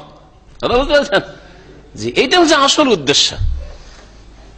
আর আজকে মদিনা থেকে পাশ করা আমার 22 বছর হয়ে যাচ্ছে। ওই তারপর থেকে, আর তার আগেও তো দাওয়াতের কাজ করেছি, বিশেষ করে সৌদি আরবে, যেখানে প্রথম দিন যেতাম যে হুজুর মিলাদটা সুন্নাত না জায়েজ না জায়েজ, সুন্নাত না বিদআত, এটা প্রশ্ন। নিয়ত পড়া যাবে কি যাবে না, শবে বরাত করা যাবে কি যাবে না, এই কয়েকটা প্রশ্ন। তখন থেকে বুঝতে পেরেছি এ পরীক্ষা করতে চায় যে হুজুর আমাদের না অন্যদের। এই হুজুর আমাদের হুজুর না অন্যদের হুজুর। আমাদের হুজুর হলে কি বলা, মানে হুজুরে কি বলা বলবো, আর অন্যদের হলে সামান্য মূল্য নেই এর। নিজের যদি হুজুর হয় আর শিরক বিদআতের শিক্ষা দেয়, তো হুজুরে কি বলা। আর যদি কোরআনে বলতে কাল আল্লাহ কাল রাসূলের শিক্ষা দেয়, তোর সামান্যতম মূল্য নেই ওর কাছে। বড় আফসোসের কথা। যার ফলে ওখানে দায়ী যারা দাওয়াতি কাজ, বড় হিকমত অবলম্বন করতে হবে। আর গায়ের ঝাল আপনি নামিয়ে দেবেন, শরীরকে ঠান্ডা করে নেবেন, যা কিছু বলার ঝেড়ে নিলেন, মনটা ভরে নিলেন না, এরকম কখনো করবেন না। বলার একটা সুযোগ পেয়েছি, যখন মিলাদের কথা জিজ্ঞাসা করেছে, মিলাদ বিদআত, আর সব বিদআতীরা, আর কুল্লু বিদআতিন দালালা কুল্লু দালালাতিন ফিন্নার, হাদিস শুনিয়ে চলে আসলেন, হেকমতের কাজ করলেন, হাদিসই তো শোনাইলেন, কিন্তু কাজটা কি হেকমতের করলেন আপনি? প্রথম দিন গিয়ে জাহান্নামে পৌঁছে দিয়ে চলে আসলেন ওদেরকে। আরে জাহান্নাম থেকে রক্ষা করার চেষ্টা করেন বেচারাদেরকে, হ্যাঁ, মিসকিন, অসহায়, সব মূর্খ। তখন বড় হিকমত অবলম্বন করতে হয়। মিলাদের আগে অনেক কিছু জানার প্রয়োজন রয়েছে, এইভাবে আপনি তখন যাবেন। আজকে প্রথমখানে এসছি, ইলমের গুরুত্ব হয়ে যায়, তৌহিদ দিয়ে শুরু করতে হবে, ওর গুরুত্ব হয়ে যায়। তৌহিদের ফজিলত আমরা জানি, লা ইলাহা ইল্লাল্লাহর ফজিলত জানি, রাসূলুল্লাহ সাল্লাল্লাহু আলাইহি ওয়াসাল্লাম মহব্বত কেমন হওয়া উচিত, মহব্বতে রসুল, এর ফজিলত জানি, এর গুরুত্ব জানি, মহব্বতে রসুলের জাবেতা জওয়াবেত কি, ওর কি নীতিমালা রয়েছে, সেই নীতিমালাগুলি জানি, মহব্বতে রসুলের লক্ষণ রয়েছে, শর্তাবলী রয়েছে, দাবি রয়েছে, মুক্তাজা দাবিগুলি জানি, যে রসুলের মহব্বত করেন তোর দাবিটা কি, ইত্যাদি। এই দিয়ে ধীরে ধীরে টানতে টানতে টানতে একটু যখন আস্থা জন্মিবে, তখন আপনার সব কথা কবুল করবে। একজন আরবি আমার সেই কালে দেখা, বলছে দেখো বিদআতি সব কথাই কিন্তু কবুল করবে, কিন্তু প্রথম তোমাকে তার অন্তরে জায়গা একটু করে নিতে হবে। যতক্ষণ অন্তরে জায়গা না দিতে পেরেছে কোনো কথাই মানবে না। এই জন্য আপনি গ্রামে যাবেন, আপনার শহরে যাবেন, আপনার এলাকায় যাবেন, আপনি আগে ওই সমাজে একটু জায়গা করার চেষ্টা করেন। আমি একটা প্লেস দিকে বসার মতো, তার অন্তরে বসাক আমাকে, জানা কথাগুলি যেগুলো বলছে যুক্তিসঙ্গত, হ্যাঁ, আক্রমণ করার নয়, হ্যাঁ, তারপরে শক্ত ভাষায় নয়, আর তারপরে এমন ভাবে বলবেন না যে আজকে বলার সুযোগ পেয়ে সব বলিনি। একটা দিন সুযোগ পেয়েছেন যে ঠিক আছে, আমাদের যখন সৌদি আরব থেকে এসছেন কিছু বললেন, আর আল্লাহ দিয়েছে সুযোগ, এখানে বলবো না তো কোথায় বলবো, ওরাই তো বলেছে আমাকে বলতে, সব শুরু থেকে শেষ পর্যন্ত তাওহীদ, শিরক, সুন্নাত, বিদআত আর সবকিছু বলে ফেললেন। হ্যাঁ, তাহলে হবে না? হবে না। হিকমত জরুরি। আসওয়াদ ইবনে সুরাই রাদিয়াল্লাহু তাআলা আনহু থেকে বর্ণিত, রাসূলুল্লাহ সাল্লাল্লাহু আলাইহি ওয়াসাল্লাম বলছেন যে আরবাতুন ইয়াহতাজুনা ইয়াউমাল কিয়ামা, 4 শ্রেণীর লোকের আছে কিয়ামতের দিনে আল্লাহর সামনে বাদানুবাদ করবে, হুজ্জত পেশ করবে, আল্লাহ আমরাকে জাহান্নামে কেন দিবে, আমরাকে কেন জাহান্নামে দিবে আল্লাহ। রাজুলুন আসাম, বধির লোক, লা ইয়াসমাউ শাইআন, কোনো কিছু শুনতো না। ও রাজুলুন আহমাক, আর আরেকজন নির্বোধ লোক, আহমক, আমরা আহমক কথাটা বলি তাই না, আরবি শব্দ কিন্তু আহমাক। তো লোক, নির্বোধ লোক, কিছু বুঝে না, অবুজ। ওরাজলন হারেমন, অত্যন্ত বৃদ্ধ হয়ে গেছে, তার কাছে ইসলামের কথা। ওরাজলন মাতা ফিল ফাতরা, আর একজন লোক, যেই লোক বা যেই শ্রেণীর লোকেরা দুই নবীর মাঝখানের যে পিরিয়ডটা, সময়কাল, ওই সময়গুলিতে মারা গেছে। আগের নবীরও দাওয়াত পায়নি আর পরের নবীরও দাওয়াত পায়নি। আর এর আওতাভুক্ত যতগুলি লোক এমন এক দ্বীপে বসবাস করেছে, জন্মেছে ওখানে, লালিত পালিত, বাইরে কখনো যায়ও নি, কিছু জানেও নাই, জানতেই পারিনি সে। এরকম যদি হয়, কোন প্রচার মাধ্যম পাই না, সেখানে টিভি ছিল না, ইন্টারনেট ছিল না, তার কাছে কোন জানার ব্যবস্থা ছিল না, কেউ সহি আকীদার কথা একদিন বলেছে, কিছুই জানে না হয়তো। ফাম্মাল আসাম ফায়াকুল, এই যে বধির, সে বলে রব্বে কাদ জাআল ইসলাম, ইসলাম এসেছিল, অমা আসমা শাইন, কিন্তু কিছুই তো শুনতাম না, এরা কি বলা বলি করেছে কিছুই শুনতে পেতাম না আমি। ও আম্মাল আহমাক, নির্বোধ লোকটি বলবে রব্বে কাদ জাআল ইসলাম, ইসলাম এসেছিল, ওয়াসসিবিয়ানু ইয়াখযিফুনানি বিল বারি, আর আমি এত মানুষের কাছে পাগল ছিলাম, পাগল পাগল করতে, ছোট ছোট বাচ্চারা আমাকে ঢিলা মারতো, পাতল মারতো, নেদি দিয়ে মারতো, এরকম করতো, খেলা করে না বাচ্চারা পাগলকে নিয়ে। ওয়াম্মাল হারেম, বৃদ্ধ, অতি বৃদ্ধ হয়ে গেছে, ফায়াকুল লাকাদ জাআল ইসলাম ওয়া মা আকিলু শাইন, আল্লাহ আমার বয়স 100 বছর হয়ে গেছিল, কিছু শুনতাম না, বুঝতাম না, কোন কথা বলছি কিছু বুঝতে পারতাম না, এরকম অবস্থা। একেবারে বার্ধক্যের চরম সীমায় পৌঁছে যাওয়া লোককে হারেম বলে। আর এই বার্ধক্য থেকে রাসূলুল্লাহ সাল্লাল্লাহু আলাইহি ওয়াসাল্লাম আশ্রয় কামনা করতে বলেছেন। এরকম বার্ধক্য দুনিয়ার দিক থেকে ভালো না, আর দিনের দিক থেকে ভালো না। ফায়াকুল রাব্বি কাদ জাআল ইসলাম মা আকিলু শাইন, কিছু বুঝতাম। ওয়া আম্মাল্লাযী মাতা ফিল ফাতরা, আর দুই নবীর মাঝখানে যারা ওই সময়টাই মারা গেছে, ফায়াকুল বলে রব্বে মা আতানি লাকা রাসূল, কোন রাসূল তো আসেন, আমরা জানতামই না কিছু। ফায়াখুযু মাওয়াসিকাহুম লা ইউতিআন্নাহু, তখন তাদেরকে আল্লাহ বলবেন যে দেখো, তাহলে আমি যদি তোমাদেরকে কোনো আদেশ করি মানবে, নিষেধ করি শুনবে? বলে হ্যাঁ শুনবো, কেন শুনবো না, তুমি তো রব, অবশ্যই শুনবো। ফায়ুরসিলু ইলাইহিম আন ইদখুলুন নার, তারপরে আল্লাহ একজন দূত পাঠাবেন, রাসূল। হ্যাঁ, ফায়ুরসিলু মানে আল্লাহ রাসূল পাঠাবেন। যেমন এমন একটা জগৎ যেখানে আল্লাহ রাসূল পাঠিয়ে দিয়েছেন, ওদের কাছে অসংখ্য মানুষ এরকম হবে যারা দাবি করবে আমাদের কাছে ইসলাম পৌঁছেনি, আমাদেরকে কি করে জাহান্নামে আল্লাহ দিবে তুমি? ঠিক আছে, রাসূল চলে এসেছে। আসার পরে কি বলবে সে? ফায়ুরসিলু ইলাইহিম আন ইদখুলুন নার, আসার পরে ওই রাসূল এসে, দূত এসে বলবে যে দেখো, আল্লাহর নির্দেশ যে তোমরা এই আগুনে ঝাঁপ দাও। সুবহানাল্লাহ। জাহান্নাম থেকে বাঁচার জন্য হুজ্জত পেশ করছে, বাদানুবাদ করছে আল্লাহর সাথে, বাকবিতণ্ডা, যে আল্লাহ কেন জাহান্নামে দিবে। আরে দূত এসে বলছে যে আল্লাহ বলছেন যে আগুনে ঝাঁপ দাও, আগুনে ঝাঁপ দিতে বলবে। বলছেন যে ফাওয়াল্লাযী নাফসু মুহাম্মাদিন বিয়াদিহি, সে আল্লাহর শপথ করে বলছি যার হাতে মুহাম্মদ সাল্লাল্লাহু আলাইহি ওয়াসাল্লামের প্রাণ রয়েছে, লাউ দাখালুহা লাকানাত আলাইহিম বারদাও ওয়া সালামা। নবী সাল্লাল্লাহু আলাইহি বলছেন আল্লাহর কসম করে বলছি যার হাতে মুহাম্মদের প্রাণ রয়েছে, যদি তারা ওই দূতের কথা শুনে আগুনে ঝাঁপ দিয়ে দিত, পড়ে যেত, তাহলে লাকানাত আলাইহিম বারদাও ওয়া সালামা, তো তাদের জন্য সেই আগুন শীতল হয়ে যেত আর তাদেরকে নিরাপদ রাখতো, কোনো ক্ষতি হতো না, আর তাদেরকে জান্নাতে আল্লাহ পাক দিয়ে দিতেন, যে আদেশ শুনেছে। তাহলে এই লোকদের পরীক্ষা হয়ে গেল যে দুনিয়ার রাসূল যদি তাদের কাছে গিয়ে বলতো কুলু লা ইলাহা ইল্লাল্লাহ, লা ইলাহা ইল্লাল্লাহ বলো, আকিমুস সালাহ আতুজ যাকাত, যদি বলতো কুতিবা আলাইকুমুস সিয়াম, তারা শুনতো, তাহলে এরা জান্নাতে যাবে। আর যদি বলে না, যে আগুন থেকে পালানোর জন্য আল্লাহ বাদানুবাদ করেছে আর সেই আগুনে ঝাঁপ দিতে বলছে, তোমার কথা শুনবো না, আমি তোমার কথা শুনবো না, তাহলে জাহান্নামী হবে। ইমতিহান, এই ইমতিহান এই হাদিসের ভিত্তিতে, এই হাদিস সহিহ, এই হাদিসের ভিত্তিতে একদল ওলামারা বলছেন, তাদের একজন ইমাম ইবনে কাসির রাহমাতুল্লাহ আলাইহি তাফসীর ইবনে কাসিরের লেখক বলছেন যে আল্লাহ পাক আখিরাতে পরীক্ষা করবেন এইসব লোকদেরকে, ওই কাফেরদের সন্তানকে আল্লাহ পরীক্ষা করবেন, এইভাবে আল্লাহ পাক পরীক্ষা করবেন। আল্লাহু আলাম।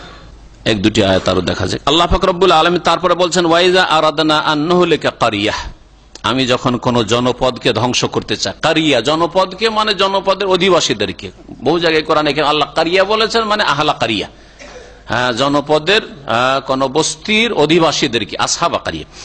কোন দেশের লোকদেরকে আল্লাহ যখন ধ্বংস করতে চান তখন কি করেন আল্লাহ পাক? আল্লাহর সৃষ্টিগত নীতিমালা, কোন জাতির উত্থান পতনের ক্ষেত্রে পতনের আগে কি হয় বলছেন, আমার নাম উতরাফিহা ফাফাসাকু ফিহা, আমি নির্দেশ করি সেখানকার সচ্ছল সুখী ব্যক্তিদেরকে, তারাফ মানে ভোগবিলাসের জীবন, আর তারাফ থেকে হচ্ছে মুত্রাফুন, মুত্রাফুন মানে যারা ভোগবিলাসী, সেখানকার ভোগবিলাসী সুখীদেরকে, যারা সুখে স্বাচ্ছন্দ্য থাকে, তাদেরকে আল্লাহ পাক নির্দেশ দেন।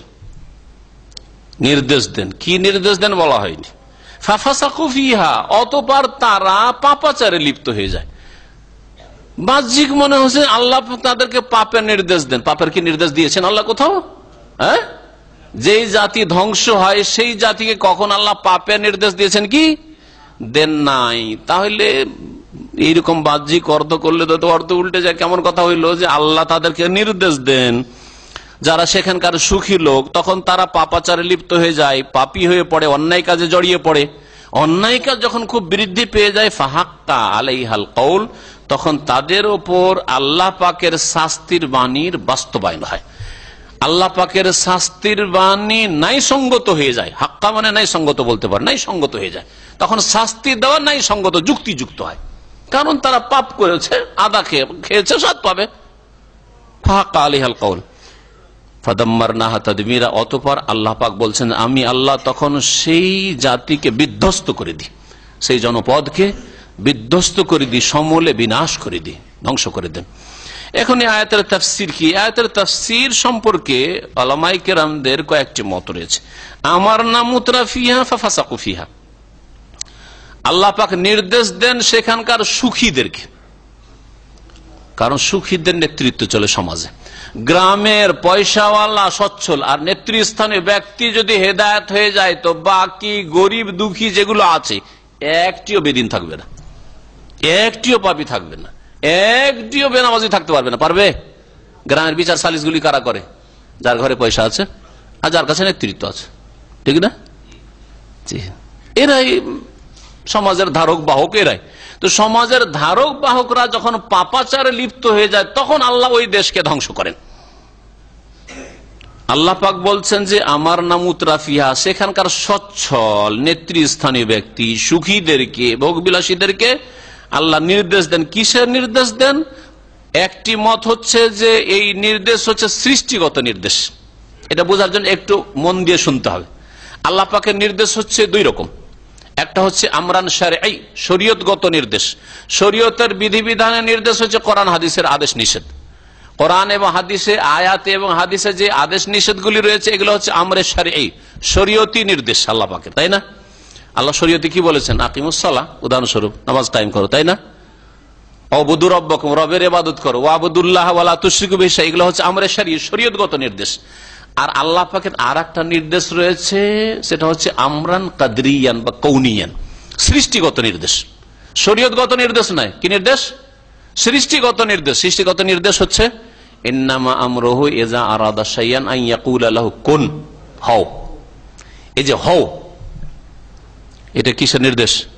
হ্যাঁ, সৃষ্টিগত নির্দেশ। ধ্বংস হও, সুখে থাকো, হেফাজতে থাকো। কোন কোন সালেমান ইয়া নারু কুনি বারদান ওয়া সালামান আলা ইব্রাহিম, এটা কোন নির্দেশ? আগুনের ওপর ছিল, সৃষ্টিগত নির্দেশ। হে আগুন, তোমার মধ্যে সৃষ্টিগত গুণ রেখেছে, জ্বালিয়ে দাও, কিন্তু তুমি জ্বালাতে পারবে না। কোনি বারদা, ঠান্ডা হয়ে যাও। ওয়া সালামান আলা ইব্রাহিম, নিরাপদ রাখো ইব্রাহিমকে, তাই না? সৃষ্টিগত নির্দেশ। সৃষ্টিগত নির্দেশ কি? সেটা হচ্ছে আল্লাহ পাক সেই জাতির ভাগ্যে নির্ধারণ করেন যে তোমরা পাপ করবে এখন। কারণ আল্লাহ পাক রব্বুল আলামিন জানেন যে এইরা এই দিকে চলে যাচ্ছে, পাপের দিকে চলে যাচ্ছে, তখন আল্লাহ পাক ওই রাস্তায় তাদেরকে স্বাধীন ছেড়ে দেন, পাপ করতে থাকে। আমরান কাদরিয়ান তকদিরে তাদের ভাগ্যে এইরকমই থাকে যে আল্লাহ পাকের নির্দেশ কোন হবে। আল্লাহ পাকের ইচ্ছার বিরুদ্ধে তো কিছু হয় না, কিন্তু আল্লাহ পাক রাজি থাকেন না। আল্লাহ পাক পাপের ওপর, অন্যায়ের ওপর, অন্যায় কথা কাজ রাজি হন না। ওয়ালা ইয়ারদা লিইবাদিহিল কুফর, কিন্তু আল্লাহ পাকের ইচ্ছার বিরুদ্ধেও হয় না। এই কথাটি, সূক্ষ্ম কথাটি মনে রাখবেন। কেউ যদি বলে যে একটা লোক চোর চুরি করছে কিন্তু আল্লাহর ইচ্ছার বিরুদ্ধে, কথা ঠিক না ভুল? ইচ্ছার বিরুদ্ধে যদি হয় তাহলে আল্লাহ অপারগ, ঠিক না? আল্লাহ অপারগ, হ্যাঁ, ইচ্ছার বিরুদ্ধে না, কিন্তু আল্লাহ স্বাধীন ছেড়েছেন। বাচ্চাদের মতো বাচ্চাদেরকে খেলনা দিয়ে ছেড়ে দিয়েছেন দুনিয়াতে। আর খেলনা তুমি ভালো করে খেলো আর যত্ন করে রাখো, না ভাঙো, ভাঙলো কিছু বলবো না। আর যদি খেলাধুলা করে ভালো করে যত্ন করে রেখে 6 মাস 1 বছর খেলো, তাও কিছু বলবো না। ঠিক ওই রকমই, ওই রকমই আল্লাহ পাক রব্বুল এই খেলনা ঘরে, দুনিয়ার খেলনা ঘরে আল্লাহ পাক স্বাধীন ছেড়ে দিয়েছেন। তুমি এখন কেমন করে চলবে চলো। আমার নাম মুতরাফিহা আমরান কাদরিয়ান, এই একটা মত যে আল্লাহর সৃষ্টিগত নির্দেশ হয়, মানে ওদের ভাগ্যে এটাই নির্ধারণ হয় যে ওরা ভালো কাজ করবে না, কি করবে? পাপের কাজ করবে। তখন আল্লাহ পাকের ন্যায়সঙ্গত হয় আল্লাহ পাকের আযাব দেওয়া। ফাদাম্মারনাহা তাদবীরা।